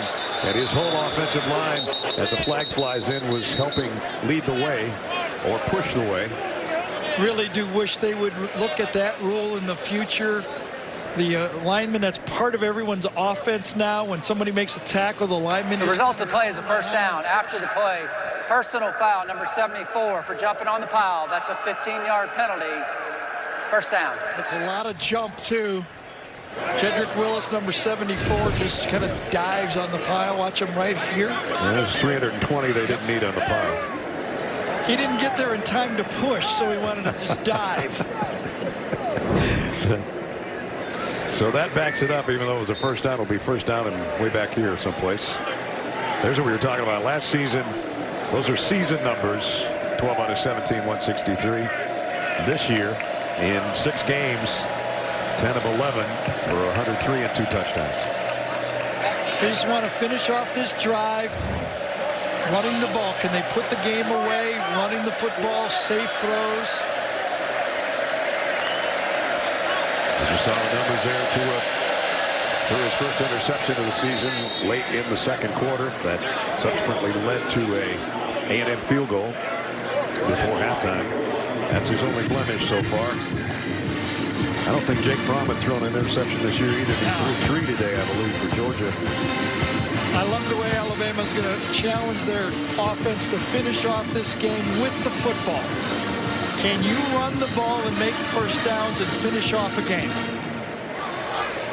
Need about one more first down to ice it. A&M's not going to stop it with their one timeout.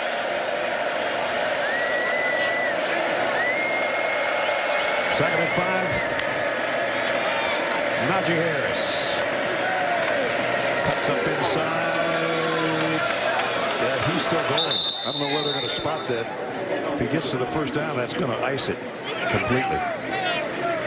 So up to the minute numbers. Jalen Hurts said Oklahoma beat Texas today. So Jalen's close to 1,800 yards, 630 on the ground, and 25 total touchdowns. Tua over 2,029 scores. Wow. And coming up tonight, the next transfer quarterback, Joe Burrow, will be weighing in on where he is. I don't know what Justin Fields play today. There is no foul in the play. The clock is going to be hot. The clock is hot, and the game is over. So it's 18-0 for Nick Saban against his former assistant coaches. And he's already out to the hash mark almost.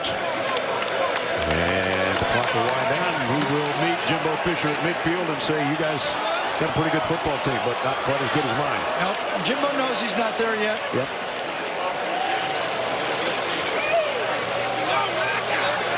Both national championship coaches, and one team hoping they can get to that point again this year. Maybe they can. Still a little skirmish going on the field.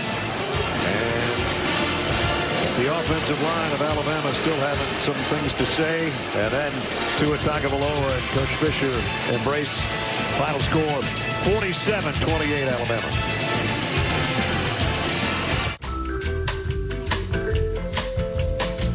Gina, bring it in. It's so good to see you. Thank you so much for coming. James, great to see you. Absolutely a pleasure. Guy, thank you for coming. Hey, man, thanks for having us. Of course, of course. Hey, next time, your place, all right? I'll bring the games. Oh, my goodness, I gotta stop entertaining. Oh, boy.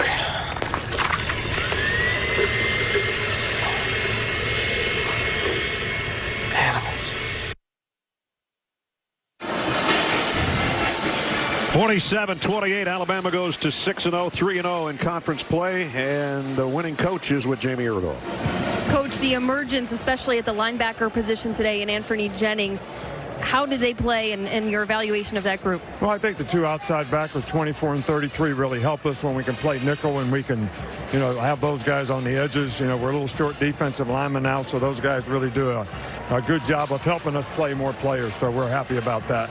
Going on the road, how was your team tested, especially in terms of composure today? Well, this is a tough place to play, and, it's a great win for us. It's got to give our players a lot of credit. We didn't finish the game, really like you'd like to. But, we'll learn from it and get better. Coach, thank you. All right, thank you. Got to get better. Even at 47-28, you always got to get better. I think that last touchdown drive is the one he was thinking about the most. I agree with you. That happened against Ole Miss as well. Now it's time for the play of the game. Presented by Jersey Mike's Subs. This guy could be the player of the game, the way he handled things today. He had not had a touchdown reception, Jalen Waddle, and he just sped to the end zone and had a great day on punt returns. Here's how Eli Gold called that one. The snap with 1 second. He quickly unloads near side. Waddle gets outside, down the near sideline, first down 20. Inside a defender 10, 5, touchdown Alabama! Tua to Jalen Waddle, a beauty. And Alabama goes 31 yards on a third down play to draw up to within one of the Aggies. So Jalen had to wait till the 6th game of the season to finally join the other group in the touchdown reception category, and along with his punt returns today, he changed the game. 47-28 is the final. That's going to wrap it up from College Station. For Gary Danielson, Jamie Erdahl, Brad Nessler saying so long from Kyle Field. Final, number 1 Alabama 47, number 24 Texas A&M 28. College football postgame show presented by Rocket Mortgage with Zook and the gang coming up after these messages. So long from College Station.